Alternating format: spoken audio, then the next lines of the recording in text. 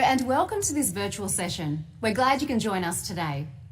Before we get started, there's a few housekeeping items we'd like to go over with you now.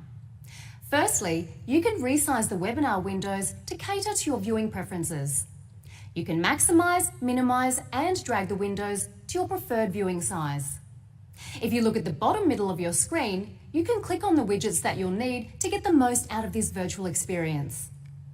Secondly, Microsoft specialists are on hand to answer your questions in real time. So feel free to type in your questions using the Q&A window and we'll answer them as soon as we can. Lastly, we've provided some additional resources for you to supplement your learning. You can access them by clicking on the links in this section. Without further ado, I'll hand over to our speakers. Welcome back to part 2 of the Azure Virtual Training Day for Data Fundamentals. So today we're going to take a look at Module 3, where we're going to explore some of the non-relational data services in Azure, and Module 4, where we're going to have a look at some of the data analytics solutions in Azure. Now, in Module 3, we're going to take a look at some of the non-relational data services in Azure, such as Azure Cosmos DB, Azure Storage Account. We're going to also have a look at how to provision and deploy those services in Azure, as well as how to query non-relational data in Azure. So let's get started with Module 3. Lesson 1, explore non-relational data offerings in Azure. So we'll start with Azure Table Storage. Now, Azure Table Storage implements the NoSQL key value model. So in this model, the data for an item is stored as a set of fields, and the item is identified by a unique key. Now, Azure Table Storage is a scalable key value store held in Azure. So you create a table using an Azure Storage account. In an Azure Table Storage table, items are referred to as rows and the fields are known as columns.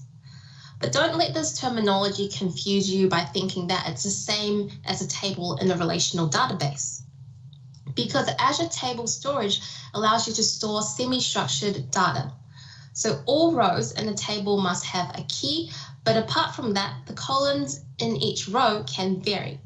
So unlike the traditional relational databases, Azure Table Storage tables have no concept of relationships, store procedures, secondary indexes, or foreign keys.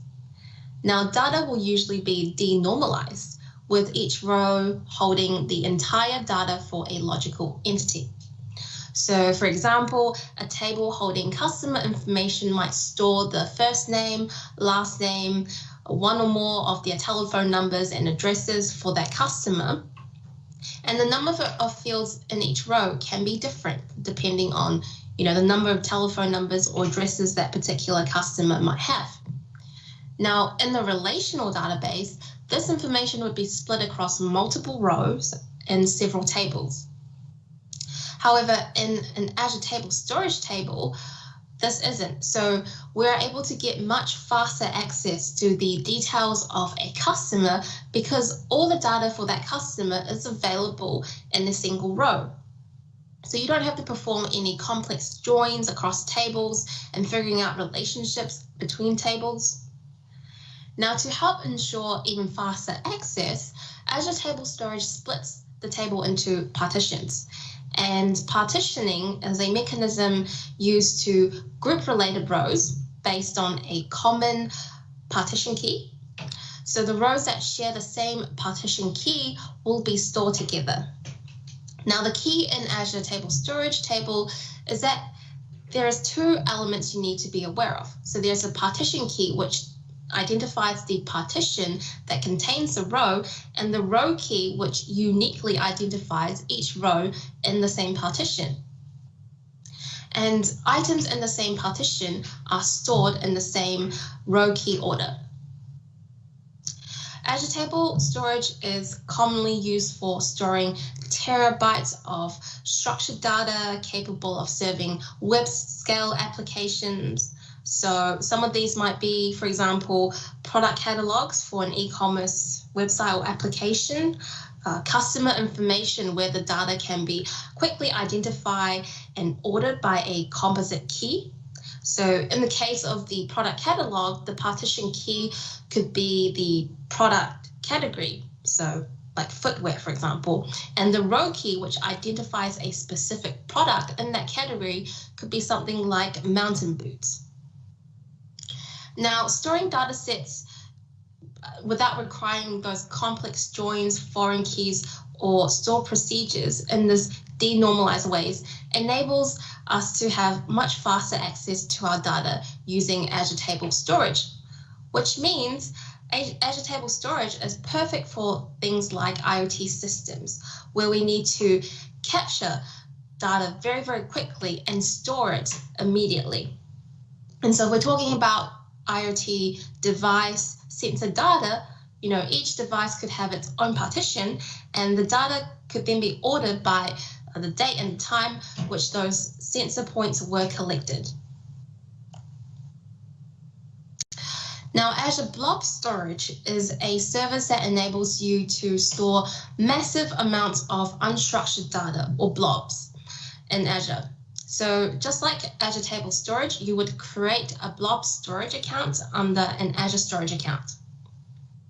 Now, Azure currently supports 3 different types of blobs. So there is block blobs, page blobs, and append blobs. A block blob is handled as a set of blocks. So each block can vary in size up to 100 megabytes.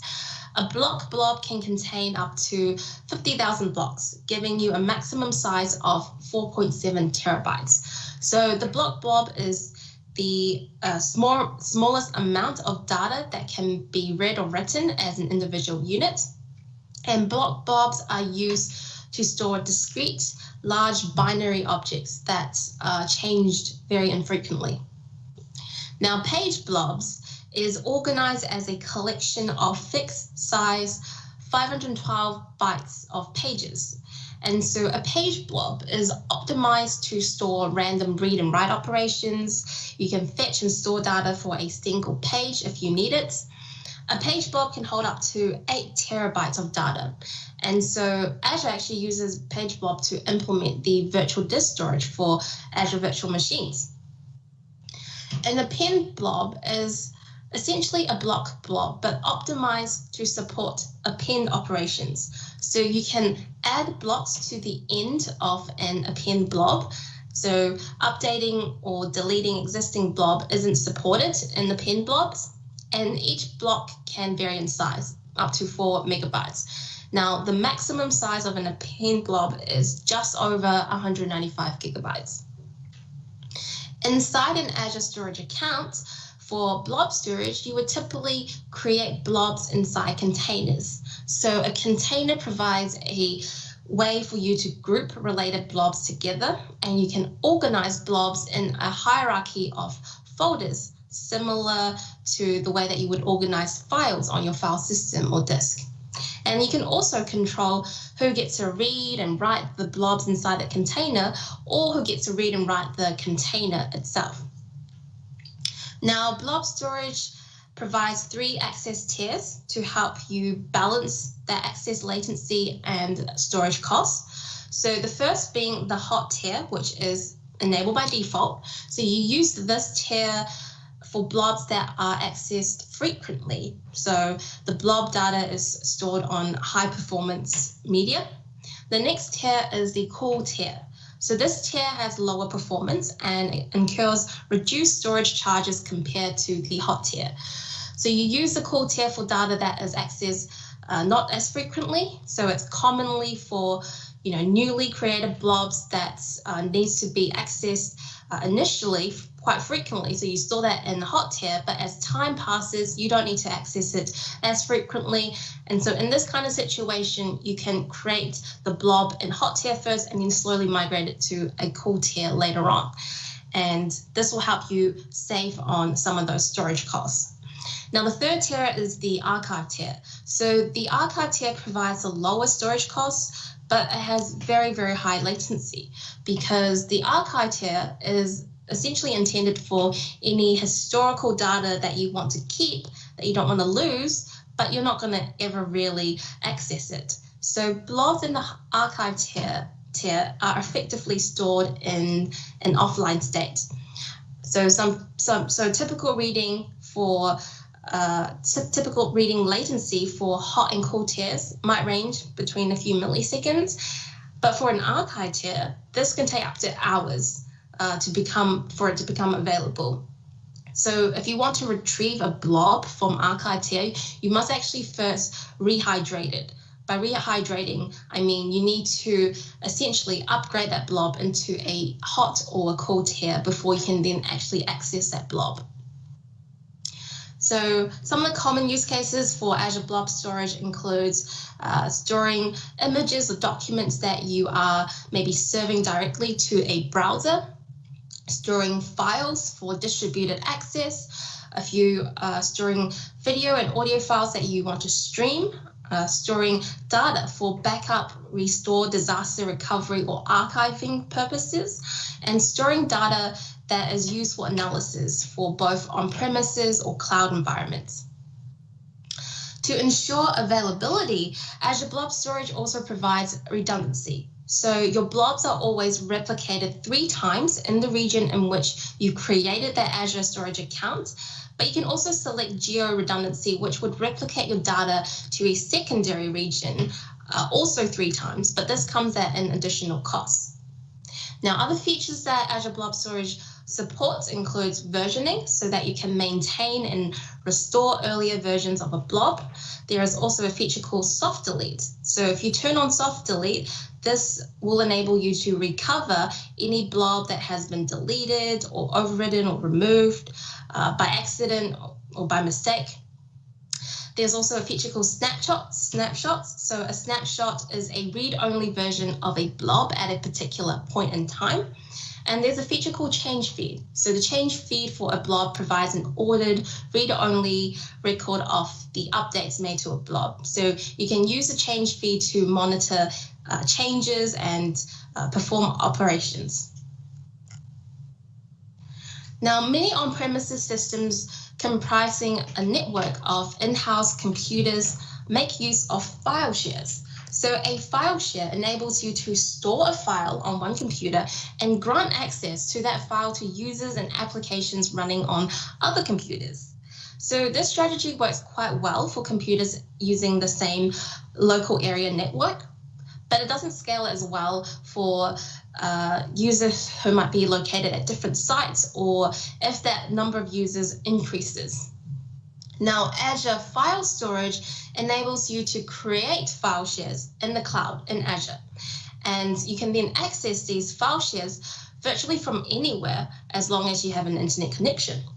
So Azure File Storage exposes file shares using the SMB 3.0 protocol, or the server message block protocol. This is the same file sharing protocol that's used by many existing file shares on premises. Now, that means what you can do is you can actually migrate your file shares to Azure, to the cloud, without having to modify a lot of your applications which access these file shares. So you can also control the access to these file shares in Azure File Storage through authentication and authorization services that's available through the Azure Active Directory domain services. Again, just like Blob Storage, you create an Azure File Storage within an Azure Storage account, and Azure File Storage enables you to share up to 100 terabytes of data in a single storage account. Once you've created your storage account, you can upload files to Azure File Storage either through the Azure portal, or you can use tools like the AZ copy utility. You can also use the Azure File Sync servers to synchronize any of your local file shares up with the Azure File Storage. So Azure File Storage is a fully managed service. Your shared data is replicated locally within the region, but it can also be geo-replicated to a secondary region. And all the data is encrypted at rest. And so you can enable encryption for data in transit as well between your Azure file storage and maybe some of your applications that are communicating with the file share. Now, relational databases store data in relational tables, but sometimes the structure imposed by this model can be a bit too rigid, and often this leads to poor performance unless you have a lot of time to really fine-tune some of those implementation problems. So other models, collectively known as NoSQL databases, exist to help overcome some of those issues. Now, these models store data in other types of structures, such as documents, graphs, key value stores, and column family stores. Azure Cosmos DB is a multi-model NoSQL database management system. So Azure Cosmos DB is able to manage data as a partitioned set of documents. Now, a document is a collection of fields, typically identified by a key. The fields in these documents can vary, and a field can contain other child documents. Now, many of these document databases use a format called JSON to represent the document structure. So in this format, the fields in the document will be enclosed in those curly braces, and then each field is prefixed by a name. Now, a document can actually hold up to 2 megabytes of data, including small binary objects. If you do need to store larger blobs as part of a document, you can use Azure Blob Storage and then add a reference to that blob inside your document. Now, documents in a Azure Cosmos DB database are organized into containers. So the documents in the container are grouped together into partitions. A partition holds a set of documents that share a common partition key. So you designate one of the fields in your document as the partition key. Now you need to select this partition key quite carefully because it will relate all your documents together. So this approach will help reduce the amount of I/O or input and output operations that a query might need to perform to retrieve a set of documents for a particular entity. Now, in a document database, for example, if we are looking at an e-commerce system and we are recording the details of customers and the orders that they've placed, we could say partition the data by customer ID and then store the customer and order details for each customer in the same partition, which means to find the information and orders for a single customer, we simply need to query that one partition. Now, I'm seeing like that there is a bit of similarity between Azure Cosmos DB container and a table in Azure Table Storage in that data is partitioned, so documents and Cosmos DB and rows in a table, and that they're both identified by some unique ID within the partition, but that's sort of where the similarity ends. So unlike Azure Table Storage, documents in a Cosmos DB partition aren't actually sorted by ID.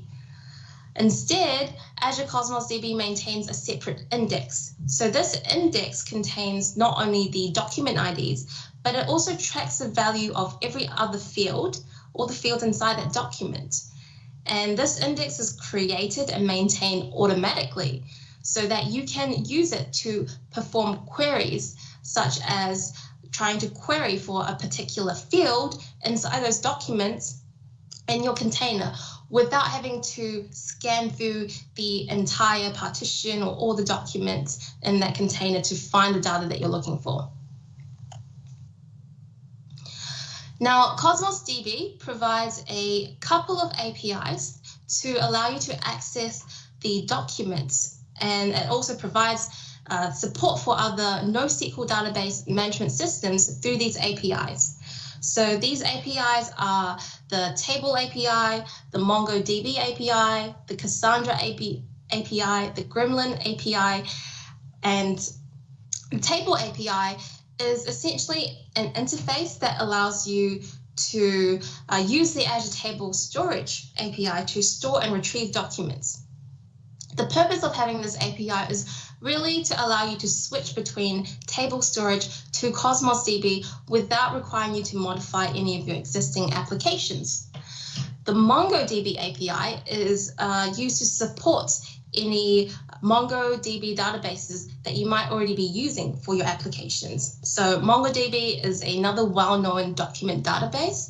It's got their own programmatic interface, and many organizations actually use it on their premises within the organization. So you can use the MongoDB API for Cosmos DB to enable a MongoDB application to run against your Azure Cosmos DB without having to make any changes to your applications, so that you can migrate the data from your MongoDB database to a Cosmos DB database running inside of Azure and continue to use the same applications to access the data inside Cosmos.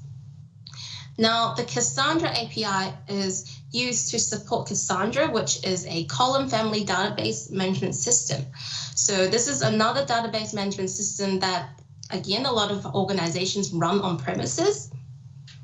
And the Cassandra API for Cosmos provides a Cassandra-like programmatic interface for Cosmos DB. So Cassandra API requests are mapped to Cosmos DB document requests.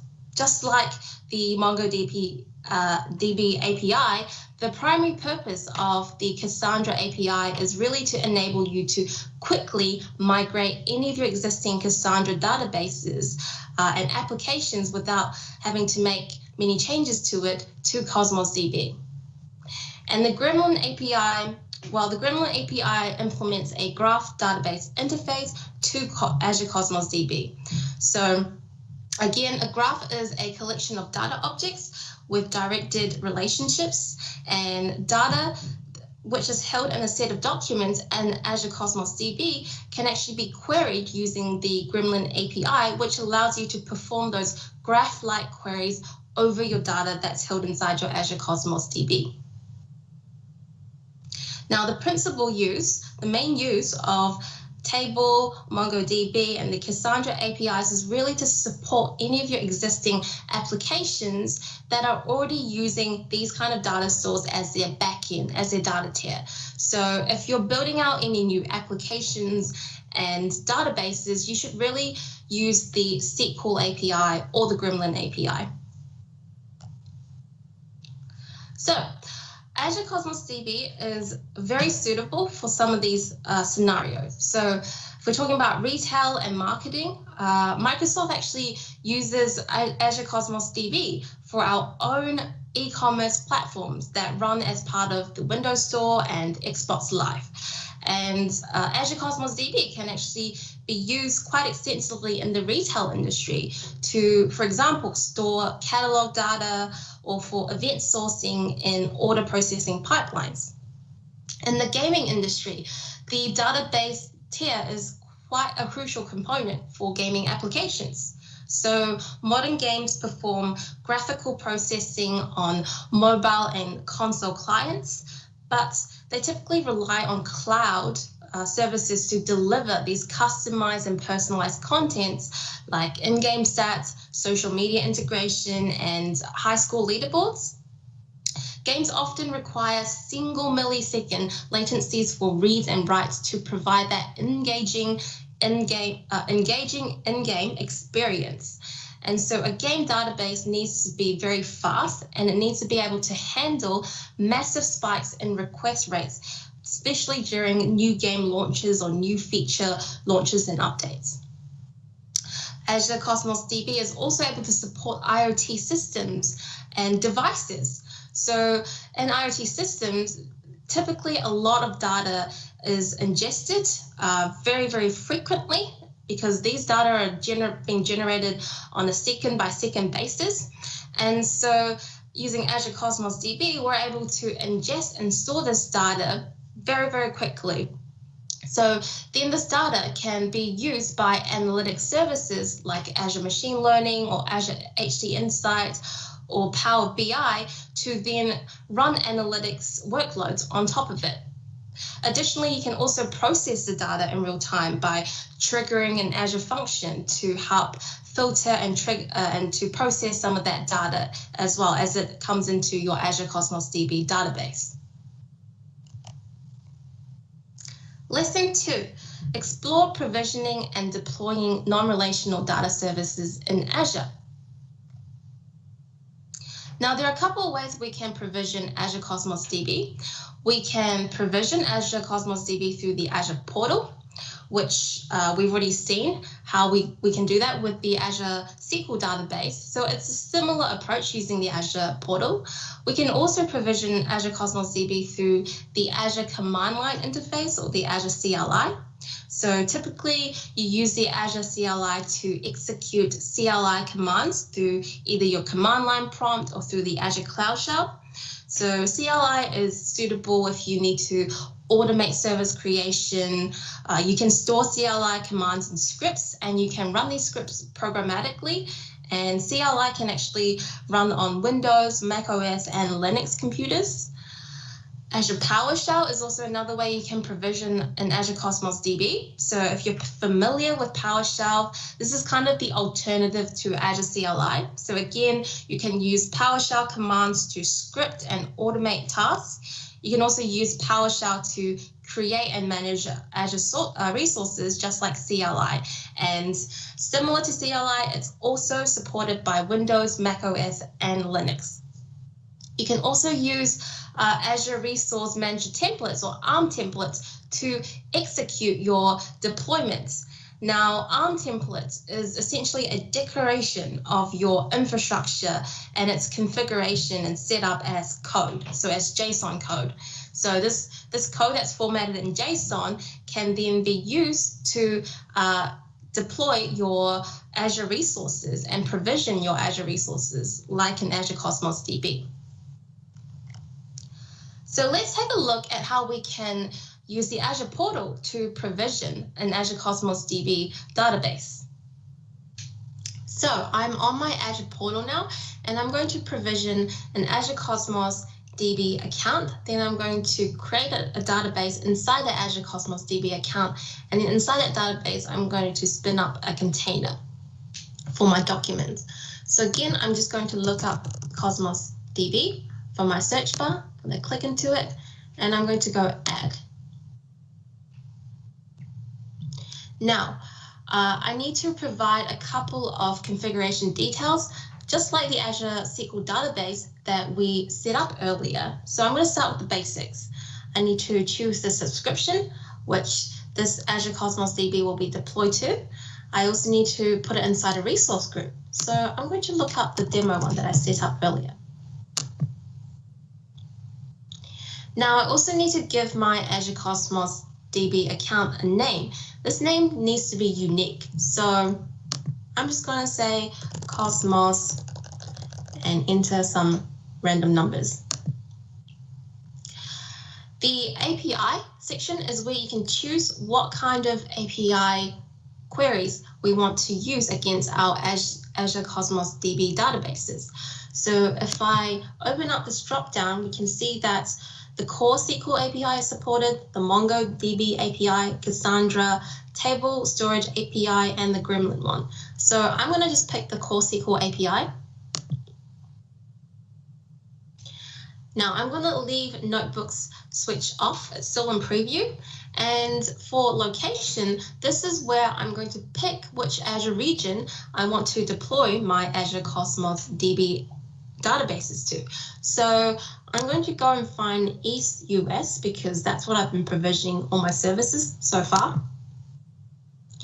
And then in capacity mode, you get to pick between provision throughput and serverless. Now, the difference between the two is provision throughput is essentially dedicated resources for your Cosmos DB to run. Serverless is essentially resources that will be provisioned to you when you need it. And so it's not constantly dedicated to you. So if you've got very light workloads or you're doing dev test scenarios, you can use a serverless option. However, if we're talking about production workloads, you should really consider using the provisioned throughput option because this will give you dedicated resources for your Cosmos DB databases. We can also apply a free tier discount to our Azure Cosmos DB account. Now, this free tier can only be enabled once per account per subscription, and you'll get 400 RUs per second and 5 gigabytes of storage for free. And so RUs means request units, and request units, you can think of it like the computes and a whole bunch of other resources that is needed to actually run your Cosmos DB databases. And this actually increases as the throughput for your Azure Cosmos DB database requirements increases as well. And so if we apply this discount, we actually save around $24 a month. But I'm not going to apply it because I've actually already created an Azure Cosmos DB account, so it's not going to be applicable to me.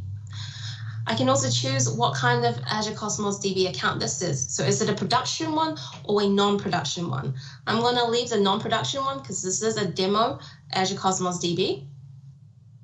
And here I can come and configure things like geo-redundancy, multi-region rights, and availability zones. So geo-redundancy, if I enabled it, this means that I'm going to replicate some of my Azure Cosmos DB databases to other regions, other Azure regions across the world. And so that means if my primary database somehow encounters some errors or a natural disaster happens, I can quickly and easily fail over to some of my other databases running in other regions that are not affected by this disaster, for example. Multi-region rights, if I enable this, it means I can actually create several master copies of my databases located in other regions around the world, other Azure regions around the world. And what that means is I can actually do write operations to multiple different nodes or databases across the Azure regions. And so if I enable multi-region rights, I can write to multiple master databases. Availability zones is all about provisioning an Azure Cosmos DB for high availability. So what that means is your Cosmos DB databases will actually be located into different availability zones, which means that they will be highly available. So if something happens to one zone, you'll guarantee that there is always going to be other running instances in some of the other zones. I'm going to disable and turn off all those features for now, just because this is a demo Cosmos DB. And I'm going to head over to the networking tab. Now, networking tab, similar to the Azure SQL database, this is where you configure the network connectivity. So we can choose from all networks, which means any networks around the world, from the internet, from Azure, from anywhere you're on premises, can access the Azure Cosmos DB.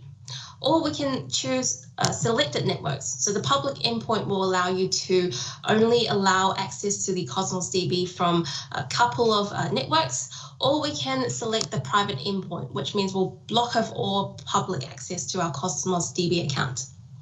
I'm going to go back and just enable all networks, and I'm going to head over to the backup policy. So backup policy is where you specify how frequently we want to make backups of our Azure Cosmos DB databases and how long we want to retain those backups for. And so you can specify that in the backup interval and the backup retention rates. Now I'm just going to leave all the default values and head to the encryption tab. So Azure Cosmos DB databases supports data encryption, and you can either use the Microsoft Service Managed Keys, managed encryption keys, or you can bring your own encryption keys to encrypt the data that is stored inside your Azure Cosmos DB databases. I'm just going to leave the Service Managed Keys because I don't have a key to provide my Cosmos DB account, and I'm going to head over to the tags section. So again, in the tag section, we can add some metadata to our Azure Cosmos DB account to provide more information about what this particular Azure Cosmos DB account is being used for. I'm not going to add any tags, and I'm just going to head over to review and create. That's going to run a small validation check just to make sure that some of my configuration details I've given it is correct and valid. And once that's passed, I can then go and create my Azure Cosmos DB account. So that's going to submit it to Azure to go and deploy my Azure Cosmos DB account for me. Now, once that has been deployed, we can then create an Azure Cosmos DB database. And then inside that database, we can create a container, which is where our documents will be located. And so because in wary of time, I've actually set up a Cosmos DB to look at. So while this one actually goes and deploys, let's have a look at a Cosmos DB that I've spun up earlier. So there you go. I have one that I've set up earlier called my DB900 Cosmos DB. So let's just go into it. And again, on the overview page, we can see some of the credentials and details about this particular Azure Cosmos DB account. So I can see, for example, where the endpoint to access my this particular Azure Cosmos DB account is, the region that it's been hosted and deployed to, and a bunch of other details as well. Now, if I go into the Data Explorer tab, this is like the Query Explorer tab that we saw in the Azure Cosmos in the Azure SQL database, but this one is for Cosmos DB specifically. So if I head into the Data Explorer tab, I can directly create some Azure Cosmos DB databases and containers from the Data Explorer. And as you can see, I've actually created a couple of databases already. So I've got one called Demo Database and I have one called Volcano. So if we drill down into the Demo Database one, I can see that I've already got a container inside this particular database. So this container is called Demo Volcano Data. Now I can also come up here and create a new container. So I'm going to create a new container, and I need to give my container an ID. So I'm just going to call this my demo container. I need to give this container a partition key. So I'm just going to say this container's partition key will be ID for the data the document data I'm going to be uploading to this container. And the throughput is where we specify the number of RUs to provide this particular containers. And so we can see that the lowest start at 400 and the highest is 100,000 RUs we can provision for this particular container. So you can choose between manual, which means if I specify 400 RUs will be provisioned to this container, or I can pick auto scale, which means the RUs allocated for this container will automatically scale depending on our workload needs. And so I'm actually going to turn that off and go back to the smallest one. I can also configure analytical store, so I'm just going to leave that off for now, and I'm going to click OK after that. And that's going to go and then create my container for me inside my Azure Cosmos DB database.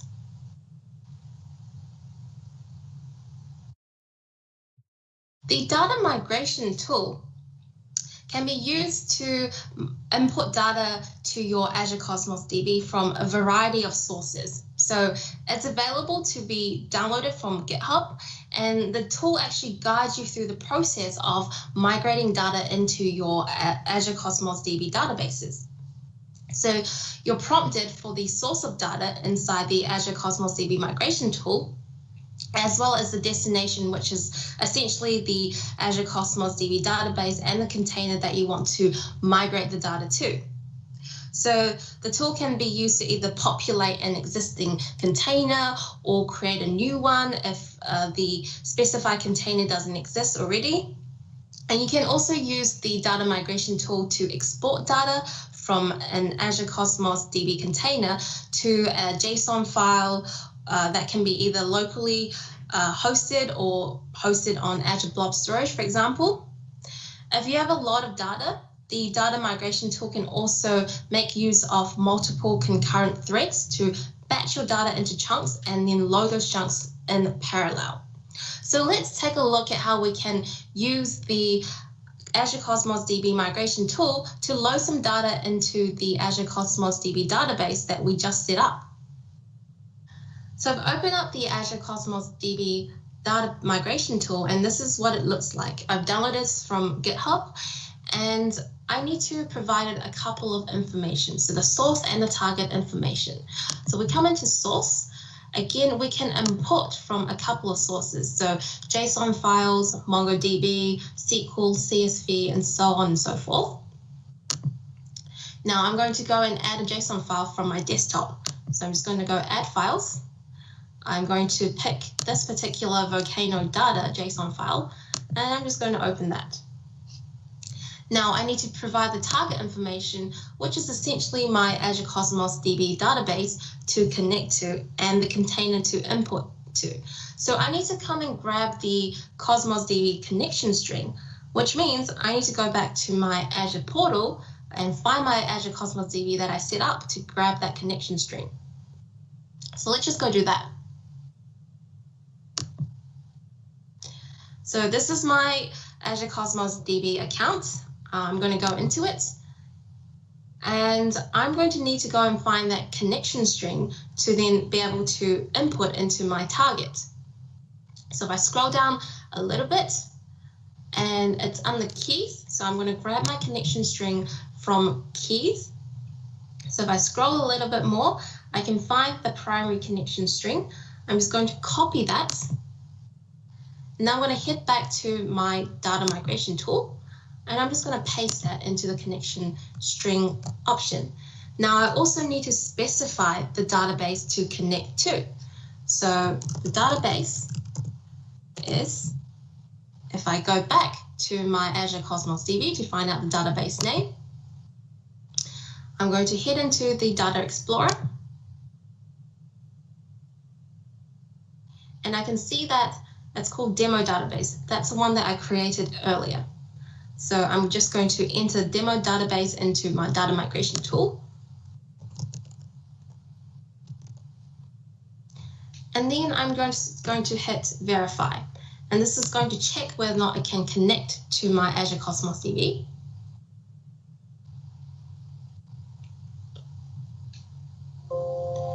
So that connection is successful. So I'm just going to close this. And now I need to specify the collection or the container to import my JSON files to.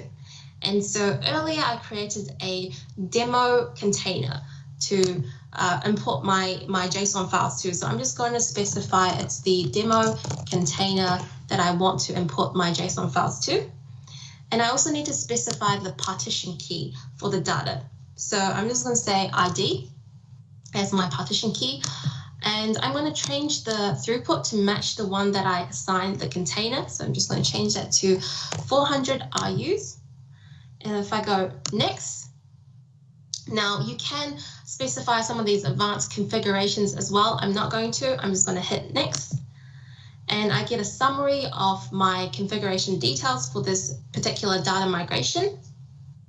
Once you've checked that everything is accurate, we can simply hit import. And that is now going to start importing my JSON files up to my Azure Cosmos DB database and inside that particular container. So let's have a look at how authentication works in Azure. So when a user or application attempts to authenticate, they need to specify the domain to authenticate against. Now, Azure Active Directory will typically require the user or the application to provide some credentials, often a password, to prove their identity. It's also possible to configure multi-factor authentication to reduce the possibility that a fraudulent user with a stolen password is trying to authenticate against the service. For example, you could specify that not only does the user have to provide a password, but they also need to respond to a text or a phone message sent to their mobile device before authentication. Now, if the authentication is successful, Azure Active Directory creates an authentication token for the user or the application to use, which means when that user or application attempts to access a resource, this authentication token is passed as part of the request to the service, and the token is then used by the service to authorize the access to that resource. Now, configuring an Azure storage account will allow you to access many storage services in Azure, such as blob storage, file storage, table storage, and queue storage. We can even set up an Azure Data Lake storage through an Azure storage account. So let's take a look at how we can actually set up an Azure Data Lake storage through an Azure storage account on the Azure portal. So I'm back in my Azure portal and I'm just going to look up a storage account. I'm going to click into my storage account and ignore the previous ones that I've got. I'm going to go add. And again, I need to provide some basic credentials and other settings to create my Azure storage account. So I'm going to start with the subscription, which is going to be my internal subscription. I'm going to put it inside the same resource group as both my SQL database and my Cosmos database. I need to give my storage account a name, and this name needs to be unique, which means it needs to be a storage account name that no one has used across Azure before. And so let's just call this storage account, and I'm just going to give it a bunch of 9s. Hopefully that's unique. Yes, so that's passed. Now I also need to pick the Azure region to deploy my storage account to. So I'm just going to leave the East US region. I can choose the performance level here. So do I want to create a storage account that is under the standard tier or use the premium tier? So I'm just going to leave the standard one. And under account type, this is where I can choose what kind of Azure storage account I want to set up. So general purpose V2 is actually the newest and latest version that we've got. So I'm just going to keep that as is. And under replication, this is where you can choose the redundancy options for your Azure storage account. So redundancies or replications start from LRS or locally redundant storage. This means 3 copies of your data will be replicated inside the same Azure region and the same Azure data center. Zone redundant storage means that 3 copies of your data will be replicated within the same Azure region, but they'll be distributed across the different availability zones in that region. Geo-redundant storage means 3 copies are replicated within your primary region, as well as 3 copies will be replicated and placed in a secondary Azure region. And there are other redundancy and replication methods as well. You're more than welcome to go and read up on some of the Microsoft docs on exactly how those replication works. I'm just going to go with the lowest one, so the LRS option, and then I'm going to go next to networking. So again, this is where we configure how we want to connect to our storage account. So do we want to enable all networks to be able to access our Azure storage account, or only a selected few networks, or no public access at all, and this storage account can only be accessed via a public endpoint? I'm just going to open this up to all networks. You can also define some network routing rules if you want. I'm just going to leave the default one for now. And I'm going to head into data protection. So data protection, we can do things like configure how we want to recover some of the data stored inside our storage account. So we can turn on point-in-time restores for containers. We can turn on soft delete for the blobs. We can turn on soft delete for file shares if we're using Azure file storage. We can turn on versioning for the blobs, and we can turn on the change feed for the blobs as well. So I'm just not going to turn any of this on because this is a demo storage account, and I'm going to head into advanced. Now, in advance, we can configure some of our security settings. So do I want security transfer enabled? And I'm going to enable it. You can select the TLS version. So there is the option to pick from 1.0, 1.1 to 1.2. I'm just going to leave the default 1.2. And under blob storage, this is where you pick those tiers, those access tiers to your blob storage account. So if we enable public access, it means we can have public access to our blob storage accounts. And the access tier is where you choose whether the blob storage account will hold blobs under the hot tier or the cool tier. So I'm just going to leave these default configuration. Now, the data lake storage Gen 2 section is where we want to specify whether or not we want to create this storage accounts as a data lake storage. And so data lake storage is essentially an extension built on top of Azure Storage or Azure Blob Storage, so that there is a hierarchical file system that you need to define to store your blobs. And this is how you typically would set up a data lake in Azure. So I'm going to actually enable that because I want to set up that data lake storage. I can also come in here and I can set up my Azure file storage if I enable it. I can also set up tables and queue storage. I'm not going to do that for now, and I'm just going to go next to tags. And again, we can add some metadata to describe exactly what type of a storage account this is. So for example, I can say this storage is a data lake, maybe. And then I'm just going to go into review and create. And it's going to run that validation check to see that I've passed all the right configurations. And once that validation test has checked out, I simply hit create. And that's going to then create my data lake storage for me. This concludes the first part of Module 3. So let's go take a 10-minute break, and then we'll come back and continue exploring non-relational data in Azure.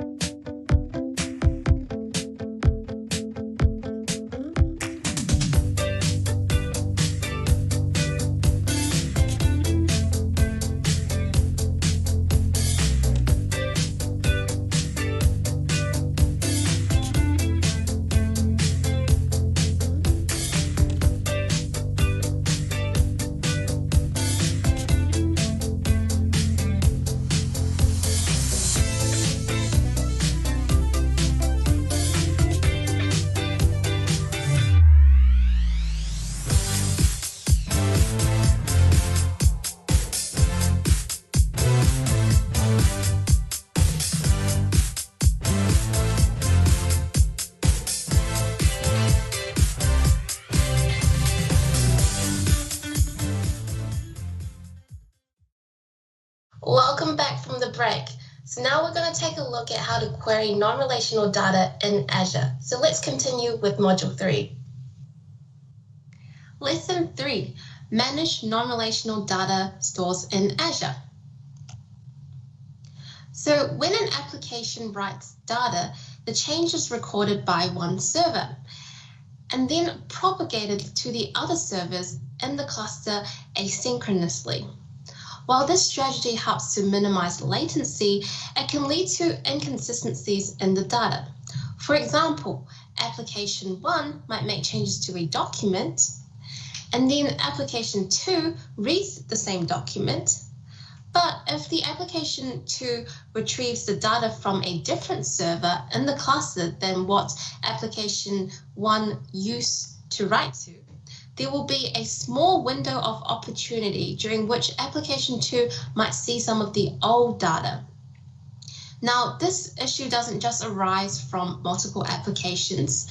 Inconsistencies can occur in a single application if a write is directed towards one server in the cluster, but a subsequent read operation is performed against a different server. Now, in Azure Cosmos DB, there are a couple of options that allows you to specify how inconsistencies should be handled. And these options are eventual, consistent prefix, session, bounded staleness, and strong. With eventual, this option is the least consistent. It's based on the situation that we've just described. So changes won't be lost. They'll appear eventually, but they might not appear immediately. Additionally, if an application makes several changes, some of these changes might be immediately visible, but others might be delayed. So the changes could appear out of order. With the consistent prefix option, this option ensures that changes will appear in order, although there may be a bit of a delay before they become visible. And in this period, an application might actually see some of the old data. With the session option, if an application makes a number of changes, they'll all be visible to the application and in order. Other applications may see some of the old data, although any changes will appear in order as they did for consistent prefix. Now, this form of consistency is also sometimes known as read your own write. Bounded staleness is where there's a lag between writing and then reading the updated data. So you typically specify this staleness as a period of time or a sort of window or number of previous versions where this data may be inconsistent. And then with the strong option, this is where all writes are only visible to the client after the changes have been confirmed successfully written to all the replicas. And so this option means that sometimes when your applications are trying to read from some of the replicas, it might be unavailable because some of these changes might actually be trying to be made so that when your application does read the data, it's all consistent. And so eventual consistency provides the lowest latency and the least consistency, while strong consistency results in the highest latency, but it also provides the greatest consistency. And so you should always choose a consistency level or option that balances that performance and requirements that your applications need. Now, although Azure Cosmos DB is described as a NoSQL database management system, the SQL API, the core SQL API, actually enables you to run SQL-like queries against your Cosmos database. So these queries, again, use very similar syntax to SQL, but there are some differences. This is because the data that we're trying to query against your Cosmos DB is actually structured as documents rather than tables. So if we were to use the core SQL API to query documents, the Cosmos DB SQL API supports a dialect of SQL for querying documents using select statements, much similar to the select statements in the relational database. And the SQL API actually returns results in the form of JSON documents rather than the results that you typically see with, or the table rows that you typically see with relational databases. And all these queries must be executed in the context of a single container. Now, just to understand a bit of the core SQL API, we have a select clause. So the select clause starts with the select keyword, followed by a comma-separated list of properties to return. The star usually means all the properties in the document. The from clause, so this clause starts with the keyword from, followed by an identifier, which represents the source of the records. And you can usually use an alias as well to identify where the source is coming from. So in the relational database query, that from clause would typically contain the table name. Now, using the SQL API for Cosmos DB, all the queries are limited to the scope of a container. So the identifier after the from clause would represent the name of the container. The where clause is again another optional clause. So it starts with the keyword where, followed by one or more logical conditions that must be satisfied by a document returned by the query. So you can use the where clause to filter results of some of your Cosmos DB queries. And the order by clause is again an optional clause. So it starts with the phrase order by, followed by one or more properties used to order the output result set. Now, a query can also contain a join clause. So in a relational database management system like Azure SQL database, the join clause is used to connect data from different tables together.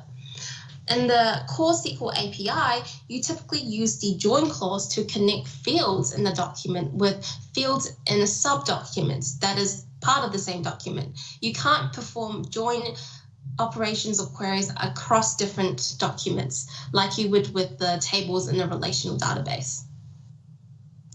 So let's go back to our Azure Cosmos DB and our Azure portal, where we've actually imported some of that data into our Cosmos DB, and let's have a look at how we can query some of that data using the core SQL API.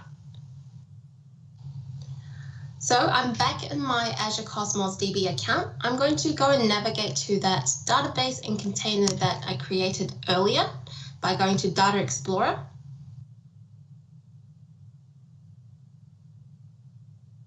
Now this is going to open up some of the databases that I created. So the demo database, if I open that up, there's my demo container that I created earlier. So I can come in here and hover over these three buttons, and I'm just going to click and go create a new SQL query. Now by default, it's given me this select all from container statement. So if I executed this, it's actually going to retrieve all the documents that's currently inside this particular container. So I can quickly try and run this. I'll highlight it and execute selection. And as you can see, all the documents inside this container is returned. Now, that's not a very interesting query, so let's do something with it. I know, for example, that this is Volcano data because that's what I imported earlier. So I can drill down into here and look into some of this data with the select all from container statement. So let's have a look at something even more interesting. So if I do a select all from the container and I set a where condition, let me just minimize this a little bit. I've set a where condition, and I know that by looking at this data, there are some fields in my document. So there's a field, for example, like country. So if I wanted to say, for example, specify the country field to be, let's say, Japan. And hit execute.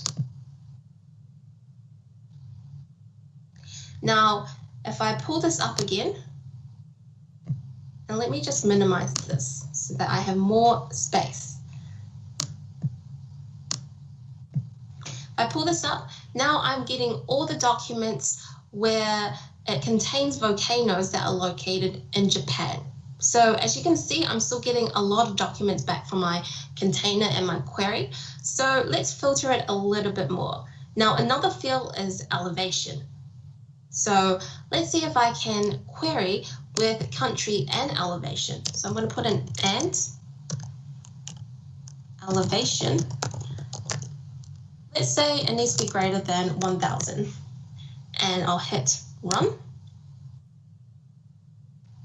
And now we see that our result set has reduced down to 56 documents, which matches this particular query. So now if I scroll a little bit, I can see that these are all the volcanoes in Japan where its elevation is greater than 1000. Now let's go ahead and talk a little bit more about some of the aggregate functions that can be used with the Core SQL API as part of the Cosmos DB. So you can use aggregate functions to summarize data in select queries. So you place aggregate functions in the select clause. The Core SQL API query language supports a couple of aggregate functions like count, sum, average, max, and min. So as you can imagine, count is where the function will return a count of the number of instances a particular field in the result set occurs. Sum will return the sum of all the instances of the field in the result set. Average will return the mean value of all the instances of the field in the result set. So the values typically are numeric. And max and min will typically return either the maximum value of the field or the minimum value of the field from the result set. So if we go back to the Azure portal, let's have a look at how we can use some of these aggregate functions to again query our volcano data.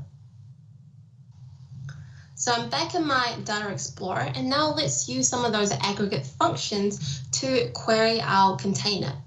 So I'm going to use the count one, and I'm going to try and count all the volcanoes in Japan, for example. So let's see what we can do. We can change the star to count everything in the container from the container. And I'm going to leave the condition as country equals to Japan and just remove the elevation. I'm going to then highlight this, and I'm going to execute the query. And we can see that 111 is returned. Now, that doesn't really look nice, so I'm going to give it an alias. So count as total volcanoes in Japan. Let me just run that query again.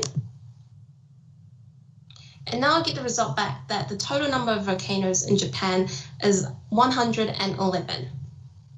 Now let's say we want to use a different aggregate function. Maybe, for example, we want to find the deepest volcano in Japan. And so we can use the max function to do that. So let's do and change this to max. And we want to change this to c.elevation. And we'll change the name as well. So this is going to be deepest volcano in Japan.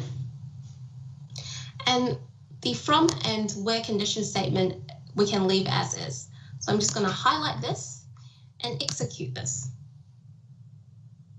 And we see that the deepest volcano in Japan has an elevation of 3,776.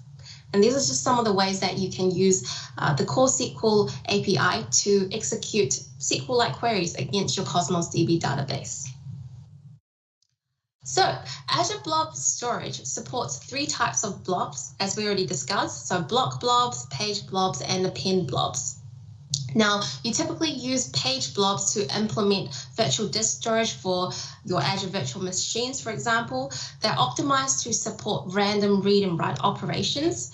Append blobs are more suitable for storing data as it grows in chunks. So if you've got log data or archive data, and block blobs are the best to be used for static data, and so they're the most appropriate type for storage that needs to be holding things like image data or video content, for example. So in an Azure Storage account, to store blobs, you would need to create a container. And so this container will group all your related blobs together so that you can organize the blobs in a hierarchy of folders inside that container.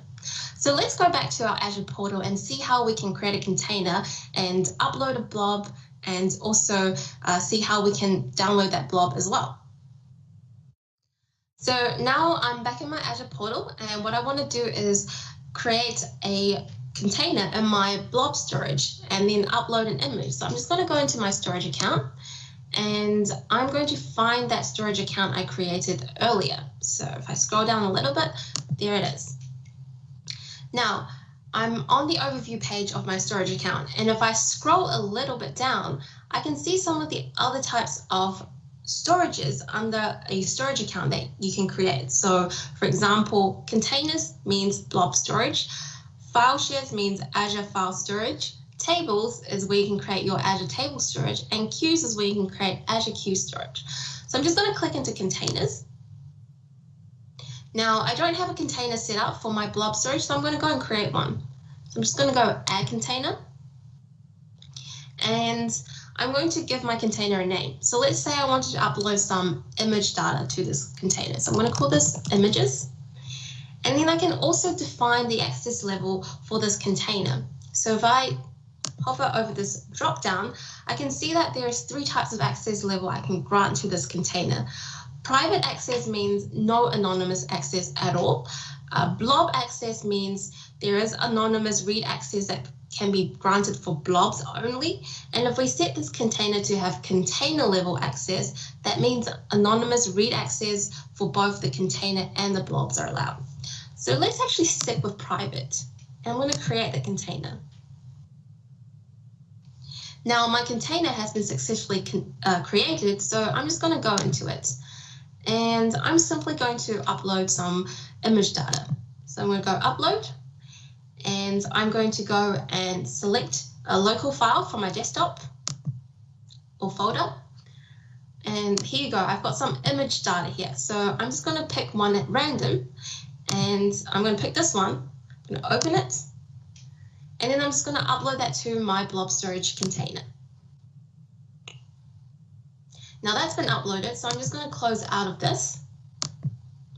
And because I've set the container to have private access only, which means there won't be any anonymous access at all. So to be able to access this blob, I would need to get some sort of authenticated authorized access rights to it. So what I can do is actually I can grab a SAS token, which then gives me a time frame or time period with which I get authenticated access to this particular blob if I can present the SAS token. So if I select this and I come into these 3 buttons here, the 3 buttons here actually, and then I can generate a SAS token from this blob.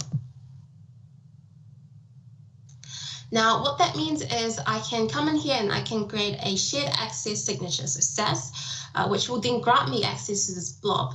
And so if I scroll down here a little bit, I can assign a couple of permissions. So I can give it read, create, write, delete access. I'm just going to give the read access for now. And I can specify a start and expiry time for when I can actually access this blob. So I'm just going to leave all the default values. I can also choose which protocol to allow. And then I'm just going to hit generate SAS token in URL. And here you go. Now I've got the SAS token, which means if I copy this SAS URL and I go into a new browser, I hit paste and enter, I'm able to grab this particular blob from my storage account. Now let me just close out of this, and I'm going to go back to my container.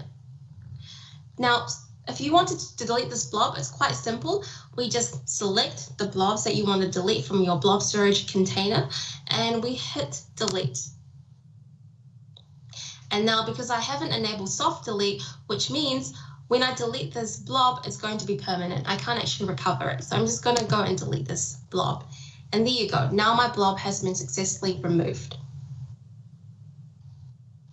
So you can also use Azure File Storage to store shared files, which means a user that connects to this shared folder or file share can read and write files if they've got the appropriate privileges, that is, in much the same way that they would use a folder on the local machine. Now, to create a file share, we use Azure File Storage under the Azure Storage account, much like the blob storage that we saw earlier. And so let's jump it back into the Azure portal to see how we can create a file share under Azure File Storage. So now I'm going to go back out into my storage account. So the same storage account, and I'm going to scroll down a little bit.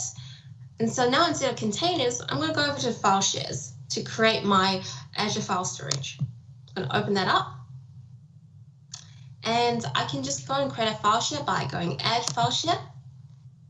And I need to give my file share a name. So I'm just going to call this my shared files.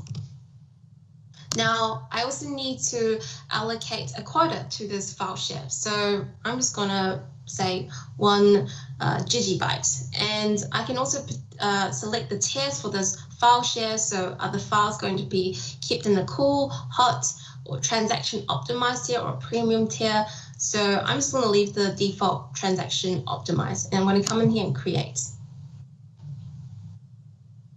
And there you go, I've created my Azure file shares. So now that we've created our file share in Azure File Storage, we can use a utility to start copying files over, whether that's from our local desktop or from some other sources. And so we can use a utility tool called AZ Copy to copy files over to our file share in Azure File Storage. So let's head back over to our Azure portal to see how we can do so. So now I'm back in my Azure portal and I've created that file share earlier. So if I scroll down here and have a look, here is my file share called share files that I created earlier. So now what I want to do is I want to generate another SAS or shared access signature token to be able to access that file share so that I can start copying files over. So I'm just going to allow access to files. I'm going to turn all this off. And the resource type, I'm just going to select all of them. Now, for this, I can select a couple of permissions. I'm just going to leave the default one that's already chosen for me. And you can configure the start and expiry date time, but I'm just going to leave the ones as is. And then I'm going to generate that SAS and connection key. And now here you go. I've got my file service SAS URL that I can then copy. And now how I'm going to copy over files is I'm actually going to use the Azure Cloud Shell, which contains the AZ Copy utility that I can use to copy files over to my file share. So to access the Azure Cloud Shell, I simply need to open up the Azure Cloud Shell from here. Now, with the Azure Cloud Shell, it supports both Azure CLI commands as well as Azure PowerShell commands, and you can actually toggle that by changing it over here. But I'm already in the Bash one or the Azure CLI one, so I'm just going to continue using this. Now, I need to first upload a file to my Cloud Shell to then copy over to my file share. So I'm going to come into here, and I'm just going to upload an image from one of the ones that I've got earlier. So I'm just going to pick the one next to the one that I've already used before, and I'm going to open this one up. Okay, so now I just need to execute the AZ Copy utility to copy over this file that is currently sitting in my Azure Cloud Shell over to my file share. So I'm just going to execute AZ Copy. I'm going to copy over that file, which I've forgotten the name of, so I'm just going to go into my upload files and I'm going to have a look at the name for it. So it's called Windows 1.0 WebP. So let me just put that in. Windows 1.0 WebP. And let me just double check that. So Yes, that's correct, because that needs to be important. And then I need to input the file server SAS URL that I copied earlier, because that gives us authenticated access to the file share. So in quotation marks again, I'm going to paste that SAS URL. And now I actually need to make some changes to this SAS URL to specify the file share name as well as the image file to copy over. So I need to actually modify this. So I'm just going to put an in quotation mark here, and I'm going to go up.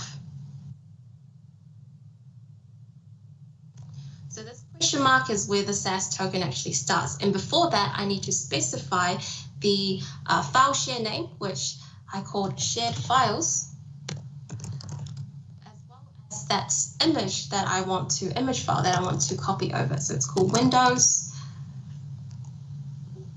1.0.webp.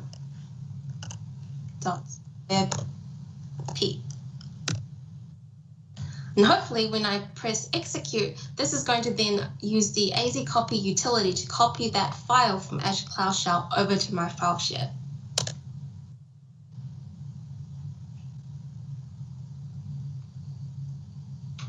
And now it says the job has been completed. So if I close out of my Azure Cloud Shell, I go back to my file share.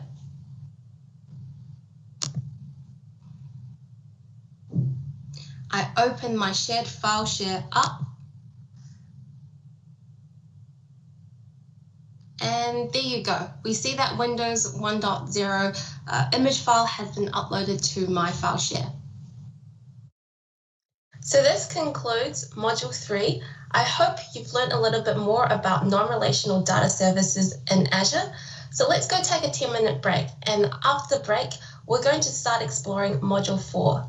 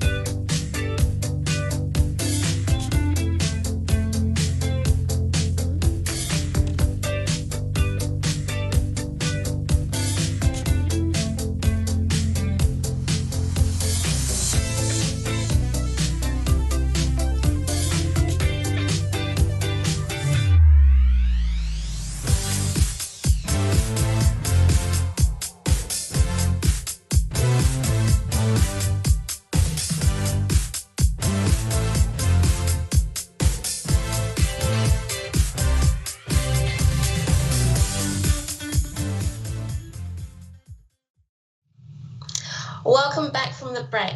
So now we're going to take a look at Module 4, where we're going to explore data analytics solutions in Azure.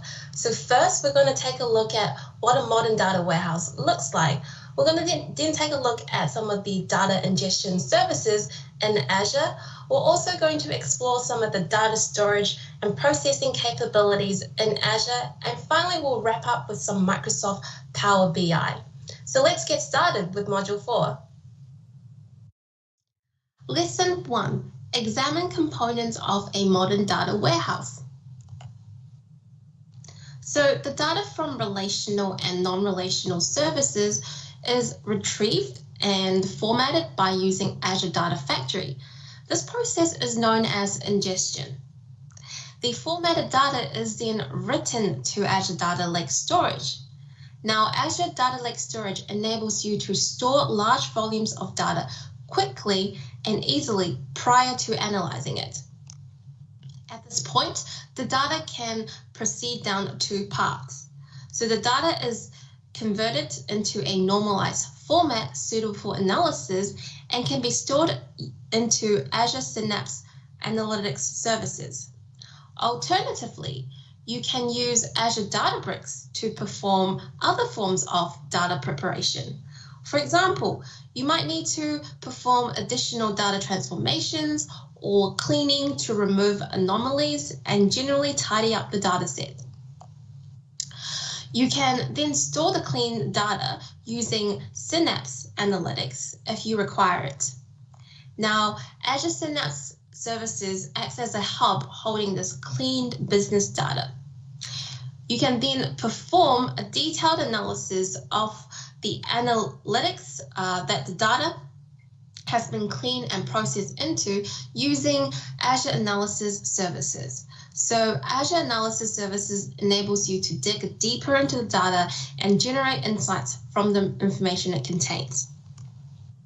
Then Microsoft Power BI can take this information and use it to generate graphs, charts, and reports. And Power BI can also run ad hoc queries against the data processed by Databricks. Now, a modern data warehouse might contain a mixture of relational and non-relational data, including files, social media streams, and Internet of Things or IoT sensor data.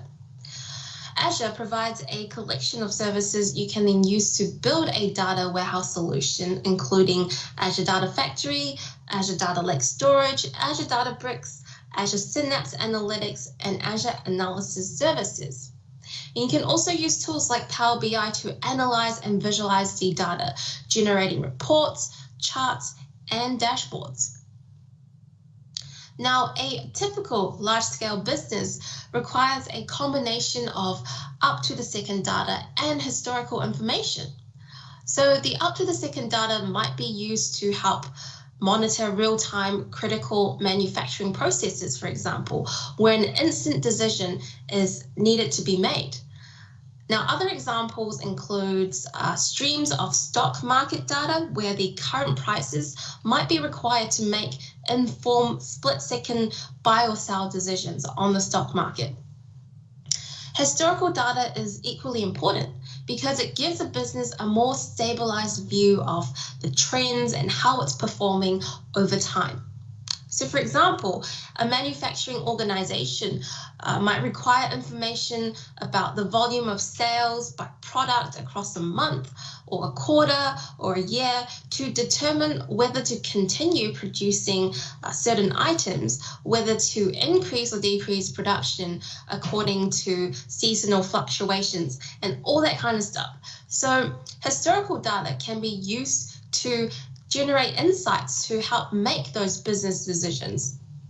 Now, historical data are generally batch processed at regular intervals. So they could be based on live sales data that might be captured through a continuous stream, and then we capture them into batches and then submit it to a batch shop to be processed one batch at a time, or multiple batches at a time.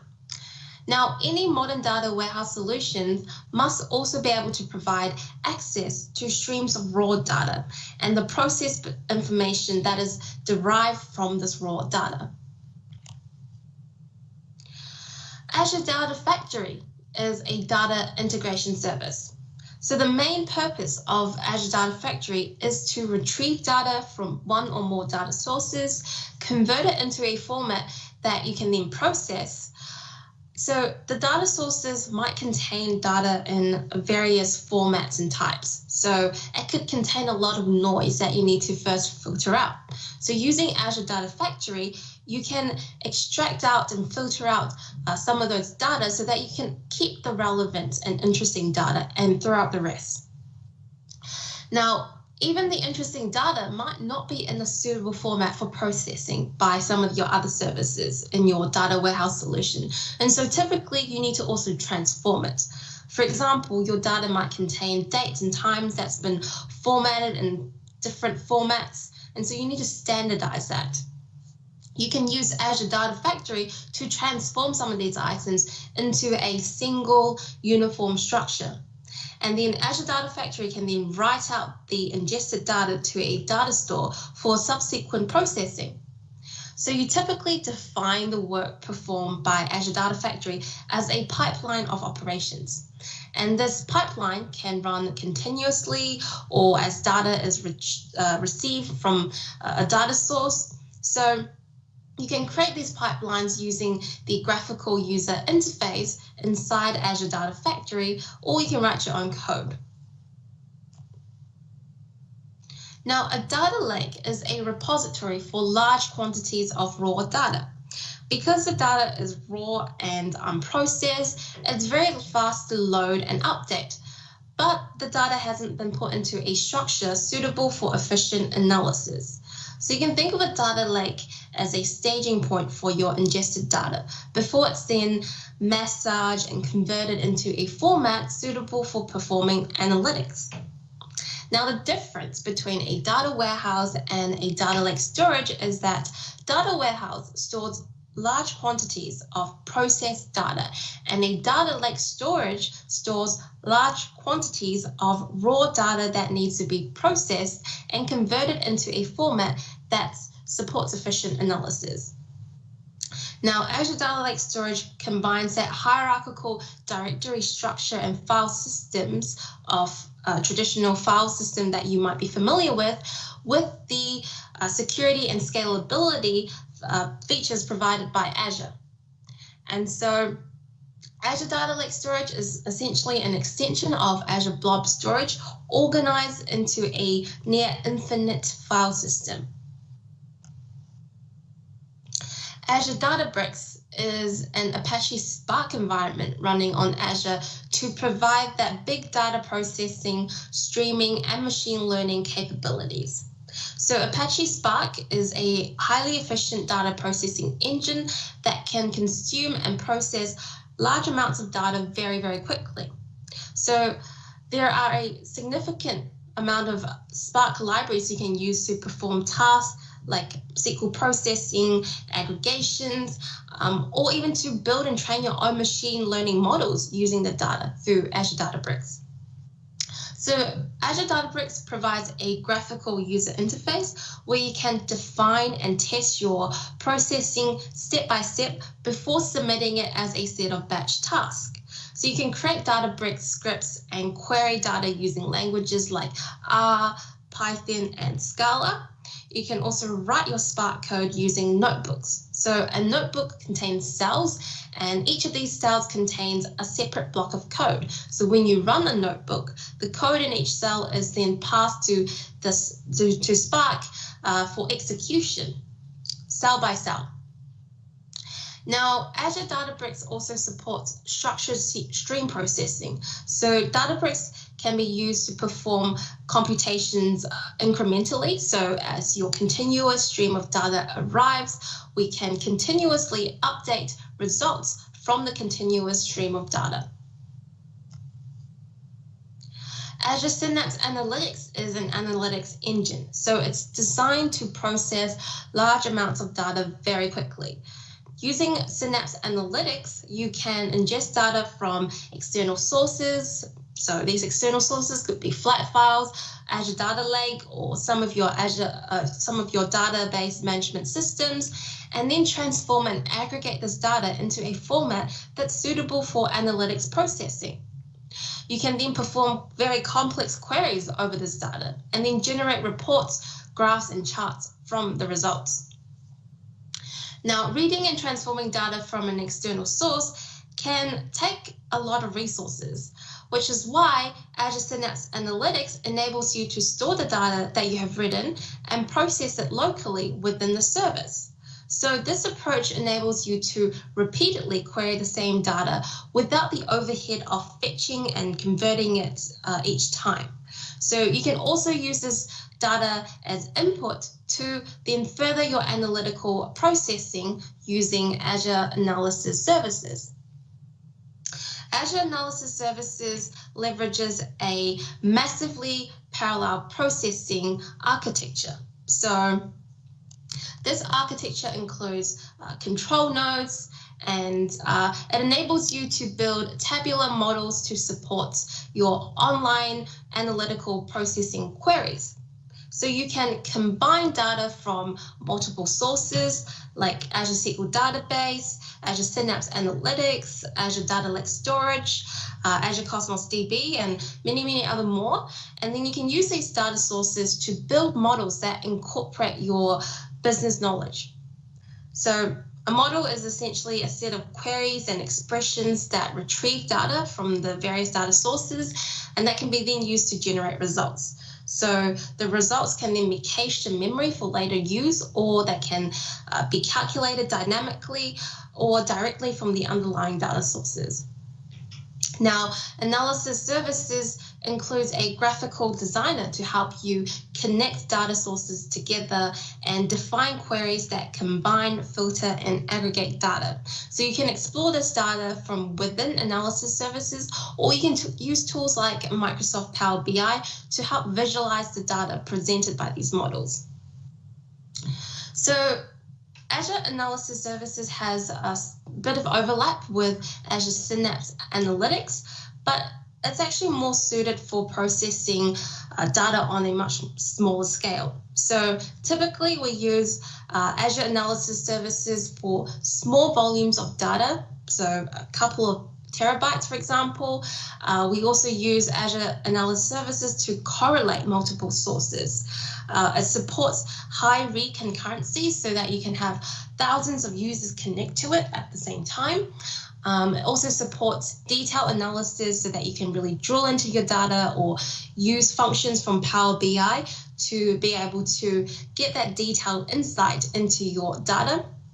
You can also create very rapid dashboards from your data using Azure Analysis Services. So a lot of scenarios actually benefit from combining the use of Synapse Analytics and Analysis Services together. So let's say you've got a large amount of ingested data that require pre-processing. So typically you would use Synapse Analytics to read this data, manipulate it into a model that contains the business information rather than the large amount of raw data. And then you can use Analysis Services to really investigate and get insights and drill down into some of these business models and information. Now, the scalability of Synapse Analytics also gives Synapse the ability to process, terabytes of data into smaller, succinct data sets that summarizes and aggregates a lot of this data, which you can use Azure Analysis Services to then perform that detailed interrogation of this information, and then you can visualize the results through Power BI. So Azure HC Insights is a big data processing service that provides a platform for technologies such as Spark in an Azure environment. So HC Insight implements a cluster model that distributes processing across a set of computers. And this model is similar to the one used by Synapse Analytics, except the nodes are running Spark processing engine rather than Azure SQL Database. So you can use Azure HT Insight in conjunction with Azure Synapse Analytics. So as well as Spark, HT Insight also supports streaming technologies like Apache Kafka and Apache Hadoop. So Hadoop is an open source framework that breaks large data processing problems down into smaller chunks and distributes them across a cluster of servers, sort of in a similar way that Synapse Analytics operates. Now, Azure HT Insight also supports Apache Hive, which is a SQL-like query facility that you can use within an HT Insight cluster to examine the data that's held in different formats. And then you can use it to create, load, and query external tables in a similar way that you would use Polybase in Azure Synapse Analytics. Lesson 2, explore data ingestion in Azure. So data ingestion is typically the first part of any data warehousing solution. It's arguably the most important part because if you lose any data at this point, then any resulting information can be inaccurate, could fail to represent the facts that you might be interested in, that you're basing your business decisions on. And so in the big data system, data ingestion has to be fast enough so that you can capture almost all the data that might be relevant and that's heading your way. And so you also need enough compute power to be able to process this data in a timely manner. Now, we can ingest data using Azure Data Factory. So as it ingests the data, Data Factory will clean, transform, and restructure the data before loading it into a repository like a data warehouse. Because once the data is inside a data warehouse, we can analyze it. So we need to ensure that before we load it in, the data is actually ready for those analytics workloads. So Data Factory contains a series of interconnected systems that provides a complete end-to-end platform for data engineers. So you can load static data, but you can also ingest streaming data. Loading data from a stream offers those real-time solutions for data that arrives quickly or that changes rapidly. So using streaming, you can use Azure Data Factory to continuously update the information in the data warehouse with the latest data. We can also ingest data using Polybase. So Polybase is a feature of SQL Server and Azure Synapse Analytics that enables you to run Transact SQL or T-SQL queries that read data from external data sources. So Polybase makes use of these external data sources and makes them appear like tables in a SQL database. So using Polybase, we can read data managed by Hadoop, by Spark, by Azure Blob Storage, and other database systems like Cosmos DB, Oracle, Teradata, and MongoDB. Polybase also enables you to transfer data from an external data source into a table, as well as copy data from an external data source in Azure Synapse Analytics or SQL Server. You can also run queries that join tables in a SQL database with the external data, which enables you to perform analytics that span multiple data sources. We can also ingest data using SQL Server Integration Services. So SQL Server Integration Services, or SSIS, is a platform for building enterprise-level data integration and data transformation solutions. You can use SSIS to solve complex business problems by copying or downloading files, loading data warehouses, cleaning and mining data, and managing SQL database objects and data. Now, SSIS is actually part of Microsoft SQL Server. And so with SSIS, we can extract and transform data from a variety of data sources, such as XML data files, flat files, relational data sources, and then load the data into one or more destinations. You can use the graphical tool that's provided by SSIS to create these solutions without having to write a single line of code. And you can also program extensive integration services service object models to create packages programmatically and code custom tasks and other package objects as well. So SSIS is typically used as an on-premises utility. However, you can also use Azure Data Factory to run your existing SSIS packages as part of the Data Factory pipeline in Azure.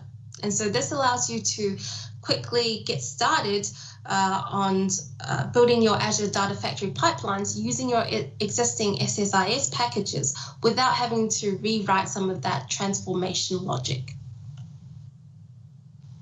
Now, Azure Data Factory uses a number of different resources like linked services, data sets, and pipelines. So with linked services, Data Factory moves data from a data source to a destination. So a linked service provides the information needed for Data Factory to connect to a source or a destination. For example, you can use Azure Blob Storage link service to connect the storage account to Data Factory, or the Azure SQL Database link service to connect to a SQL database. A pipeline is a logical grouping of activities that together perform a task. And so the activities in the pipeline define actions to perform on your data. For example, you might use the copy activity to transform data from a source dataset to a destination dataset. You could also include activities that transform the data as it is being transferred, or you might combine the data from multiple sources together.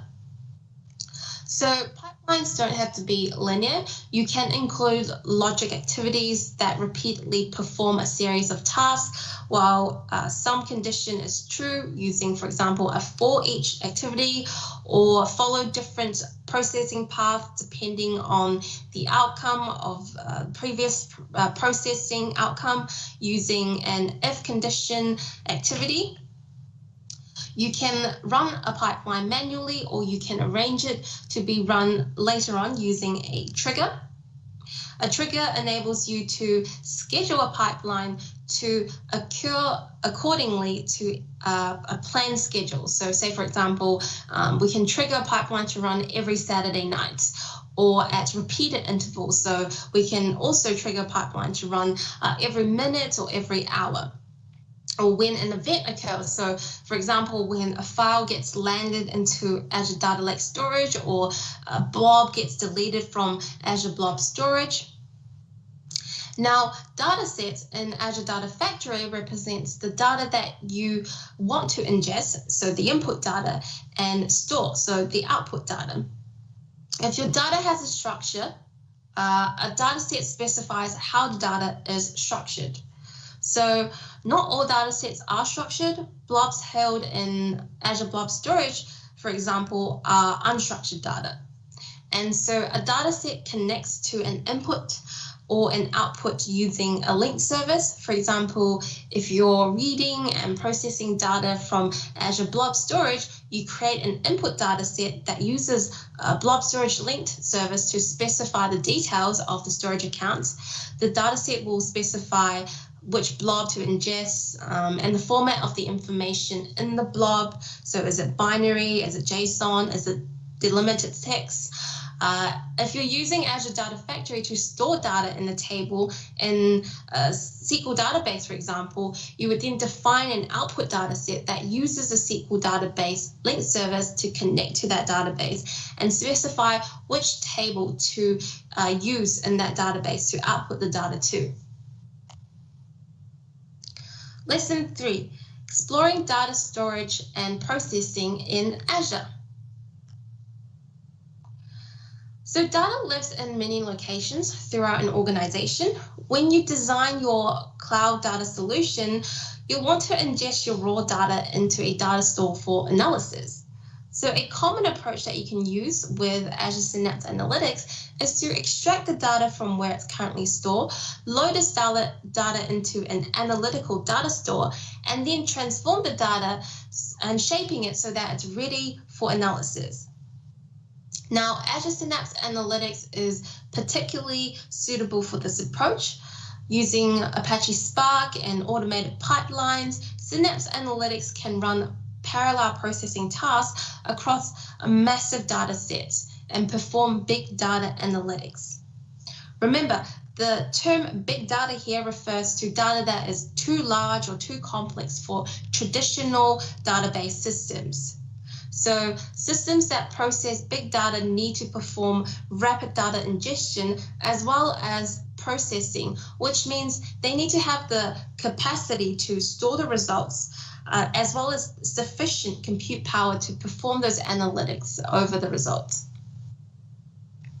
Now, Azure Databricks, as I mentioned, is an analytics platform that's been optimized for Azure. So Azure Databricks was actually designed by some of the founders of Apache Spark.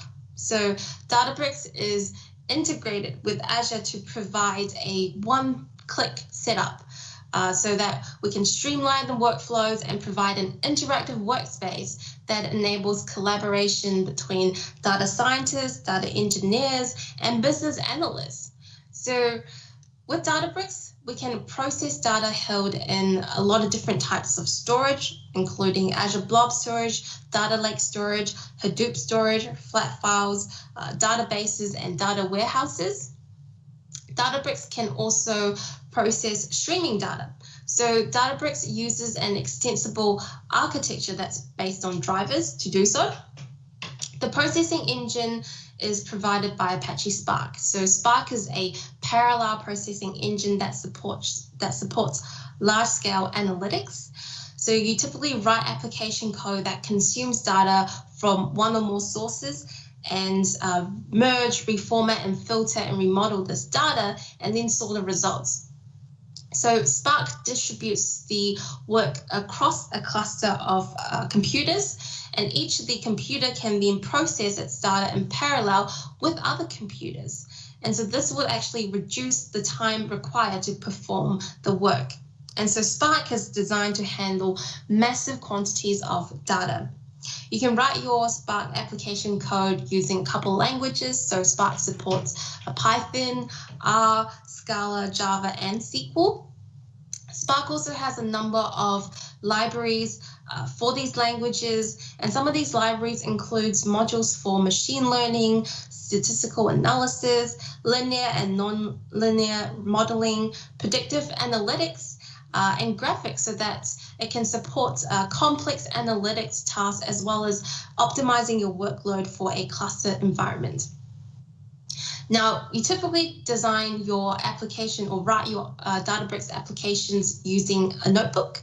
So again, a notebook would contain a series of cells.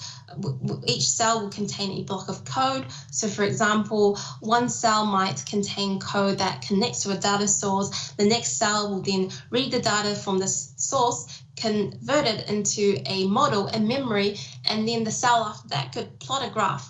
And the final cell after that could then save the data from the in-memory model to a repository. Now, Azure Synapse Analytics is made up of a couple of components. So there is the Synapse SQL pool, there is the Synapse Spark pool, there are Synapse pipelines, Synapse Link, as well as the Synapse Studio. So with Synapse SQL pool, this is a collection of servers running Transact SQL or TSQL. So Transact SQL, if you remember, is a dialect of SQL that's used by Azure SQL database as well as Microsoft SQL Server. So you can typically write your data processing logic using TSQL and execute it on a Synapse SQL pool. Now, Synapse Spark pool is a cluster of servers running Apache Spark to process data. So you can write your data processing logic using either Python, Scala, SQL, or C#. So C# has, in .NET, there is libraries which supports Apache Spark. So Spark pools can also support Azure Machine Learning through integration with Spark ML or Azure ML packages. Now, Synapse Pipeline is a logical grouping of activities that together perform a task. So the activities in the pipeline define actions to perform on your data. So for example, you might use a copy activity to transform data from a source data set to a destination data set. You could include activities that transform the data as it is transferred, or you might combine the data from multiple data sources together as part of the pipeline. Now, Azure Synapse Link is a component that allows you to connect to some of the other Azure services like Cosmos DB, for example, so that you can use it to perform near real-time analytics over operational data that's stored inside a Cosmos DB database. And Azure Synapse Studio is a web user interface that enables data engineers to access all these Synapse analytics tools. So you can use Synapse Studio to create your Spark or SQL pools. You can use Synapse Studio to define and run your Synapse pipelines, or you can use the Synapse Studio to configure links to some of your external data sources. Now let's have a look at a demo where we load data into an Azure Synapse Analytics. So imagine that you're part of a team that is analyzing house price data. So the data set that you receive contains house price information for several regions, and your team might need to report on how the house prices in each of those regions vary over the last couple of months. So to achieve this, we can ingest the data into Azure Synapse Analytics, and we would use Azure Data Factory to perform this task. So let me just jump into my Azure portal to show you how we go about this. Now that I'm back in my Azure portal, the first thing I want to create is a storage account. So I'm just going to look up storage account, and let me just create a storage account. I'm going to put it into my demo resource group. There you go. And I'm going to call this housing storage account. That's pretty unique. I am going to put it into the East US Azure region, and I'm going to leave most of the default. I'm going to change it to locally redundant storage, and I'm just going to go review and create, because what I really want to create is an Azure file storage in my storage account. So I'm going to go create. Now, while my storage account is being created, I'm going to go and also set up a Synapse Analytics. So I'm going to look up Synapse, and I'm going to select Azure Synapse Analytics, the Workspaces preview. I'm going to go hit Add. And again, I need to provide some basic credentials, so I'm going to put it into the demo resource group. Now I need to give my Synapse Analytics a name, so I'm just going to call this Demo Synapse Analytics. That checks out. I'm going to put it into the East US region again, and now I need to create a data lake storage because I don't have one. So I'm going to go create new. I'm going to call this Demo Data Lake. Oh, someone's taken that. So Data Lake Housing. There we go. Now, I also need to give it a file system name. So I'm just going to create a new one. Let's call it logs. I can also assign myself the storage blob data contributor on the Data Lake Storage Gen 2 account. So I'm going to check that. Now I can go into security, and I need to provide it some SQL administrator credentials. So would recommend changing this default admin username, but I'm just going to leave the default and put in a password. Again, I'm going to repeat that password. I'm just going to hit next, and you can configure to allow connections from all IP addresses or disable it from here. I'm going to skip tags. I'm going to go into summary, and then I'm just going to hit create. Now, while our Synapse Analytics is being created, let's check on our deployment from our storage account. So our storage account has created. Let's go to that resource. So let me just go back to that resource. There we go. Now I'm going to scroll on the left here and I'm going to go find file storage. So file services, and then under file shares, what I'm going to do is create a new file share, and I'm going to just call this file share housing. I'm going to allocate it some quota, select the hot here, I'm going to go create. Now my file share has been created. I'm going to go into my file share and I'm just going to upload a file I have on my local PC. So I'm going to upload files, select the file. There we go. I'm going to select the CSV file and then I'm going to go upload. And now it's been uploaded. So it looks like our Synapse Analytics is still being created. So why don't we use this time to go create a data factory? So I'm going to look up data factories. And I'm going to go add. Now I'm going to use my internal subscription, put it into my demo resource group. Then I'm going to pick that same region I used earlier for the other two resources, so ECUS. I'm going to give my data factory a name. So I'm going to call this demo ADF, for example. Oh, that's not available, okay. ADF demo. Let's call it housing as well. And you can select between two versions for Data Factory. Obviously, version 2 is the latest version, so I'm just going to leave it as this.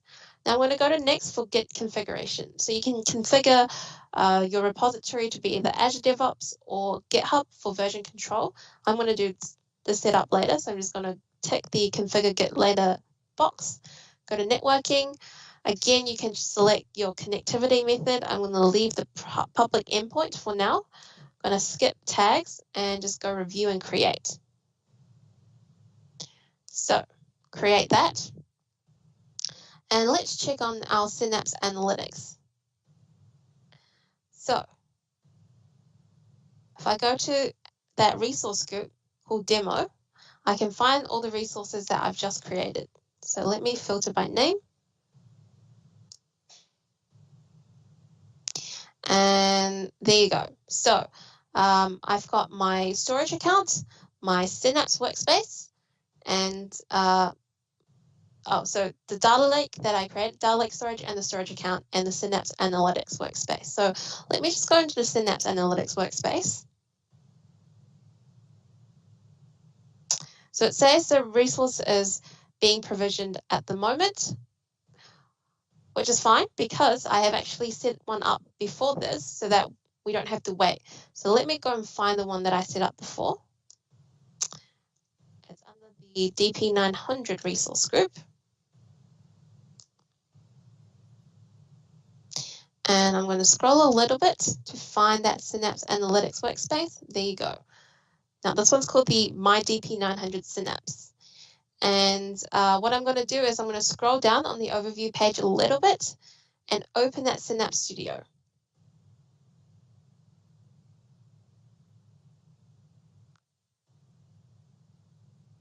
So once provisioned, this is what we want to open up. So the Synapse Analytics Workspace Studio. And from the left-hand side, I can access my data. And I've set up one database in my SQL pool. So let's have a look. I've called it my Synapse SQL. And inside this database, I have one table at the moment called housing data. So that's what we want to set up in our Synapse Analytics that we are currently deploying. So let's just go check out how the progress is. Again, I'm going to go back into my resource group and go find my Synapse Analytics. It looks like our Synapse Analytics has been provisioned now, just then. So what I'm going to do is from here, go add a new SQL pool. And I need to create a SQL pool. So I'm going to give my SQL pool a name. So demo SQL pool. I'm going to scale this right down just because it's a demo. But you can, increase the performance level as you need. Now I'm going to go to additional settings. I can configure what data source to set up my SQL pool. I'm going to choose none, and I'm just going to skip tags and go straight to review and create. And I'm just going to create that. Now, again, that's going to take a couple of moments to provision. So once that's provisioned, I'm going to open up the Synapse Analytics workspace, and from there, I'm going to create that table called housing data, so that I can eventually ingest my data stored in that file share into my Synapse Analytics. So our SQL pool just finished being deployed. So let's go to our Synapse Analytics workspace. I'm going to click Go to Resource, and from here, I'm going to go and open up the Synapse Studio. Now, once our Synapse Studio Analytics workspace has opened up, let's go into the Data section and open up Databases. And we can see that demo SQL pool that we had just created. So what I want to do is I actually want to go and create a table. So I'm going to go to New SQL Script, an empty script. And what I want to do is I actually want to execute a table on this database. So I'm going to go create a table. I'm going to enter this predefined script that I had earlier. So this is going to create the housing data table with fields like geo name, month, average price, etc. And I'm just going to hit run. So we can see the query being executed here. It took, 3 milliseconds to execute successfully. Now, our table is now inside our SQL pool database. So we can see it here. So now I'm going to go back to my Azure portal, and I am going to now search for my data factory that I had created earlier. There we go. ADF demo housing is the data factory I had just created live. I'm going to go into this, and from here, I'm going to go and click into author and monitor. This is going to open up my Azure Data Factory for me. Now, from my Azure Data Factory, I can create pipelines, I can create data flows, I can create pipelines from a template, I can copy data, I can configure SSIS integration or set up code repository. So I'm going to copy data, and I need to specify a couple of things. So I'm going to call this my demo copy pipeline. I can give it a description, and I'm just going to select run once now, hit next. Now I need to create a source data store. So I'm going to create a new connection, and I'm going to look up the file storage where I've uploaded my housing data as a file. I'm going to hit continue, and I'm just going to call this my Azure file storage. I can give it a description. So I'm going to use the integration runtime, and the way that I'm going to access it is I'm going to use the user connection string. So from the Azure subscription, I need to pick my internal subscription. There you go. And I need to find that storage account name. So I believe I called it housing storage account, and that's going to load that key. I'm going to find that file share, so called housing, and then I can go create. And that's going to create a connection to my Azure file storage. Now I'm going to go next.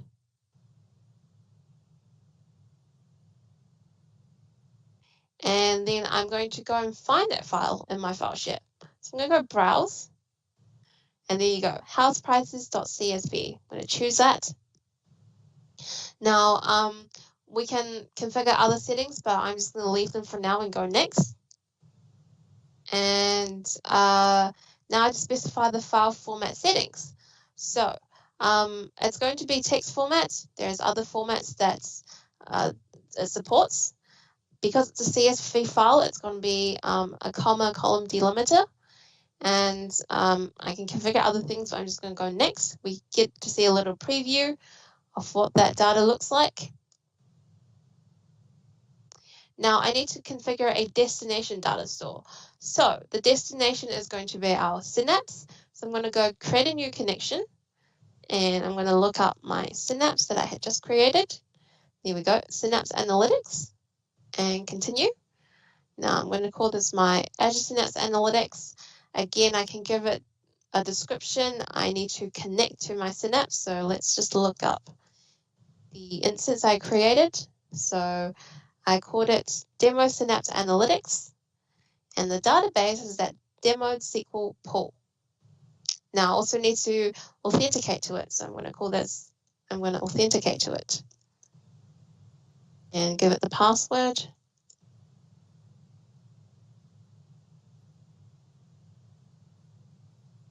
And then I can test connection here just to check that it is successful to connect to my Synapse Analytics. I'm going to hit create.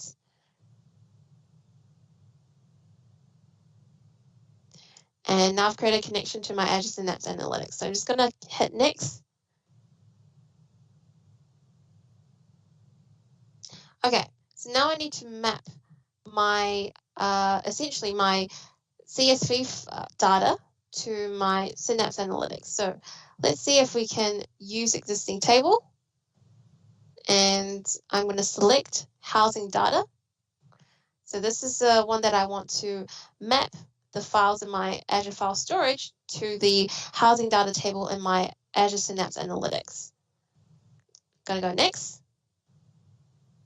And we can see some of that column mappings. So everything in my housing data file is specified as a string type, and then everything in my Azure Synapse Analytics table that has its own type. So varchar, char, int, and for the remaining columns. I can also specify a pre-copy script and other settings as well, but I'm just going to leave that for now and go next. Here I can, for example, enable staging, configure fault tolerance, and specify the copy method like polybase, copy command, or bulk insert. I'm going to select bulk insert. And I'm going to disable staging for now. And I can also specify the degree of copy parallelism. And here we can also specify the data integration unit. So for now it's auto, so it's going to be automatically detected, but we can also manually pick one of these for our data integration units. I'm just going to leave it as auto, and I'm going to go next. Finally, this is a summary of the copying process from Azure File Storage to our Azure Synapse Analytics. So once we review this, we just go next.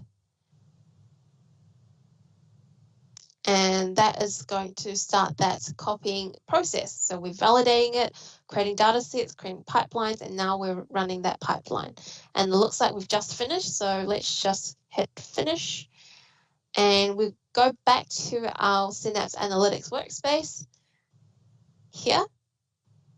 So now what I want to do is I just want to hit a little refresh. So let's do refresh.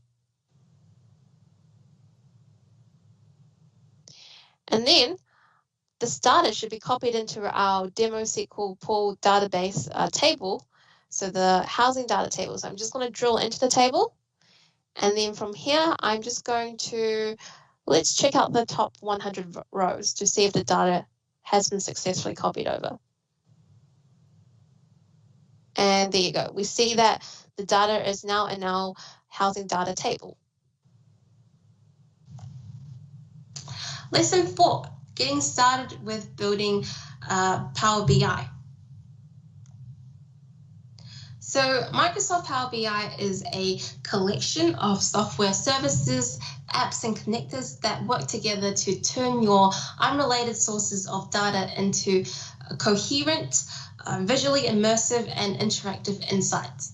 So whether your data is simply held inside an Excel spreadsheet, or it's data that's inside either a cloud-based or on-premises data warehouse, Power BI allows you to easily connect to any one of your data sources and visualize or discover what's inside the data and share that with anyone who wants it. So Power BI can be a very simple and fast way to create quick insights from your Excel spreadsheets or a local database, or it could be used to create robust and enterprise-grade models that support real-time analytics.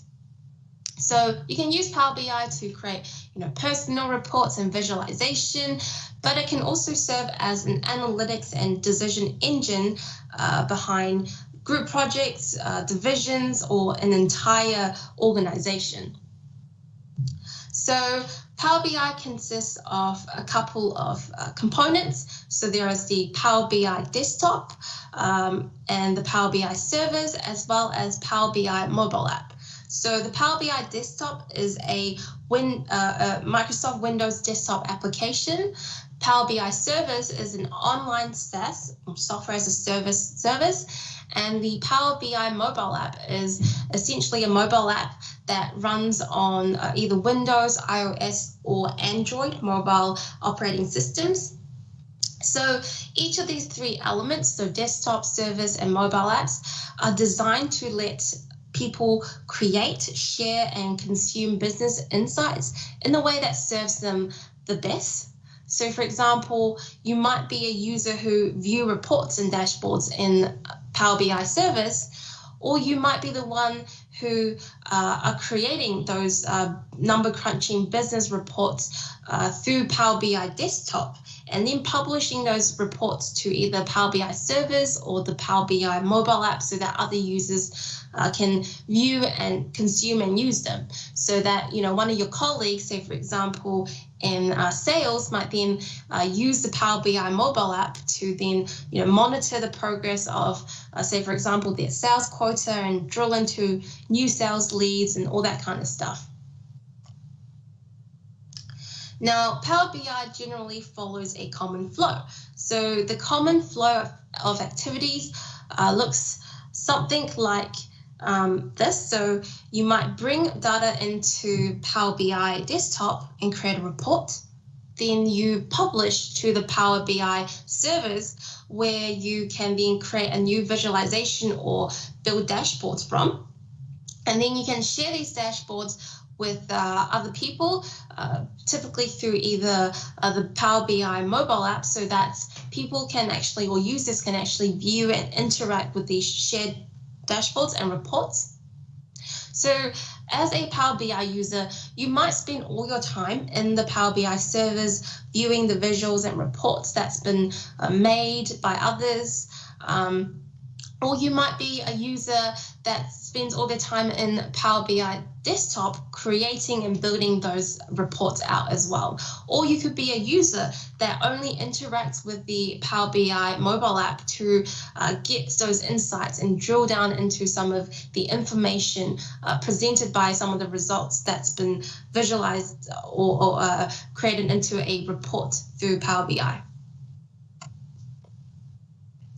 Now, everything you do in Microsoft Power BI can be broken down into a few basic building blocks. So these building blocks are visualizations, data sets, reports, dashboards, and tiles. So a visualization, also called a visual, is a visual representation of data, like a chart, or a color-coded map, or any other interesting things that you can create to visually represent your data. So Power BI has all sorts of visualization types that you can use.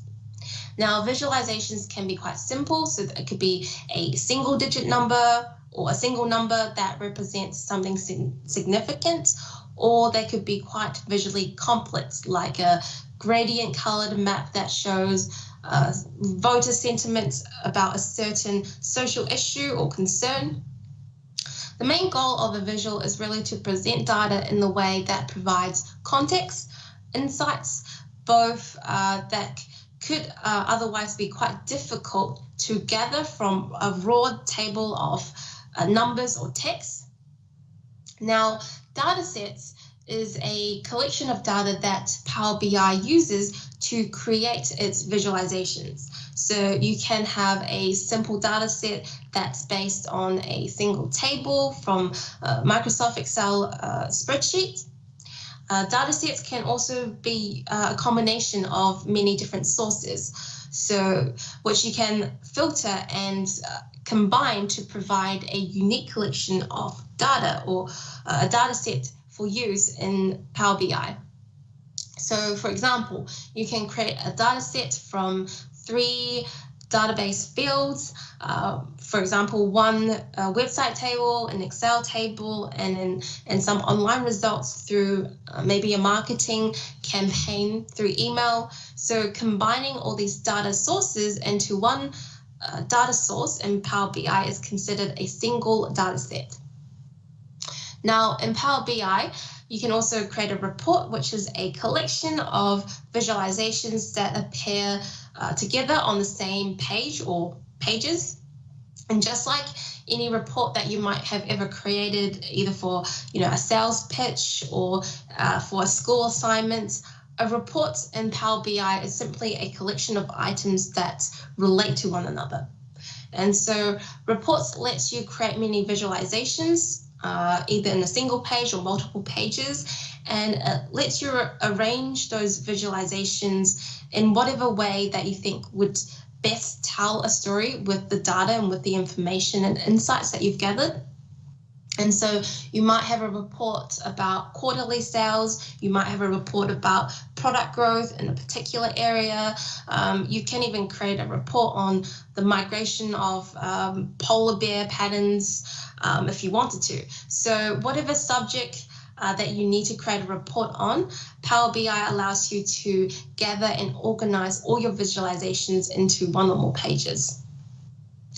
Now, with dashboards, when you're ready to create to share a single page from a report or a collection of visualizations, you can create a dashboard to do so.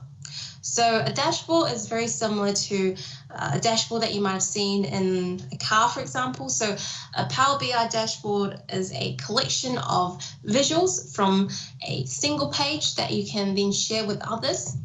And often it's selected groups of visuals that provide very quick insights into the data or the story that you're trying to present with the data. And so a dashboard must fit into a single page. Often this is called a canvas. So a canvas is essentially a blank backdrop in Power BI desktop or servers where you can put visualizations onto. So you can think of it like the same canvas that an artist or a painter might use to create their art or paint. So a dashboard is that workspace where you can create and combine and rework some of those very interesting and compelling visuals and put together a story into a sort of single page dashboard that you can then share with others so that they can view and interact with it, either through the Power BI servers or through the Power BI mobile app. Now, tiles is in Power BI a single visualization on a report or a dashboard. So it's typically a rectangular box that holds an individual visual. So when you're creating a report or dashboard in Power BI, you can move or arrange the tiles however you want. You can make them bigger, you can change the height or the width. You can sort of group them with other tiles if you wanted to. Now, when you're viewing or you're consuming either a dashboard or a report, which means you're not typically the creator or the owner of that particular report or dashboard, but someone has actually created it and shared it with you, you can interact with it, but you can't typically change the format of some of these tiles. So you can't change the size of the tiles or the arrangement of these tiles. So just to sum it up, Power BI is a collection of services, apps, and connectors that lets you connect to your data wherever it might happen to reside. and you can do some filtering if necessary, and you can then bring it into your Power BI to create those compelling visualizations and dashboards and reports and a story with your data that you can then share with others. So for some people, using a single Excel spreadsheet or table and a data set, and then sharing that through a dashboard with the team could be, one way to use Power BI. For others, the value of Power BI might be actually using real-time Azure SQL database tables, combining that with other databases and real-time sources, and building that sort of moment-by-moment data set. And so whatever group you might fit into, the process is the same. We can use Power BI to create data sets, to build compelling visuals, and share it with others. And the result is also the same for both groups. So you can really harness the ever-expanding world of data and turn it into actionable insights. So whether your data insights require straightforward or complex data sets, Power BI supports that, and Power BI can help you very quickly get started and expand as your needs and your scope expands, and as that complexity in your data expands as well. And because Power BI is a Microsoft product, you can count on the fact that it's a robust, extensible, and Microsoft-friendly product that is enterprise ready. Wow, so this concludes the training for Microsoft Virtual Training Day for Data Fundamentals. So let's have a look at everything we've covered in this training. We started with Module 1, where we covered core data concepts. Then we had a look at Module 2, which explored relational data in Azure. And then we had a look at Module 3, where we explored non-relational data in Azure, as well as Module 4, where we had a look at some of the data analytics solutions in Azure. So thank you for taking part in both Part 1 and Part 2 of this Microsoft Azure Virtual Training Day for Data Fundamentals. Now, just remember, you can continue your learning journey. We have a great variety of resources, such as the Microsoft Learn platform, where we offer self-paced learning paths for you to take your learning journey further.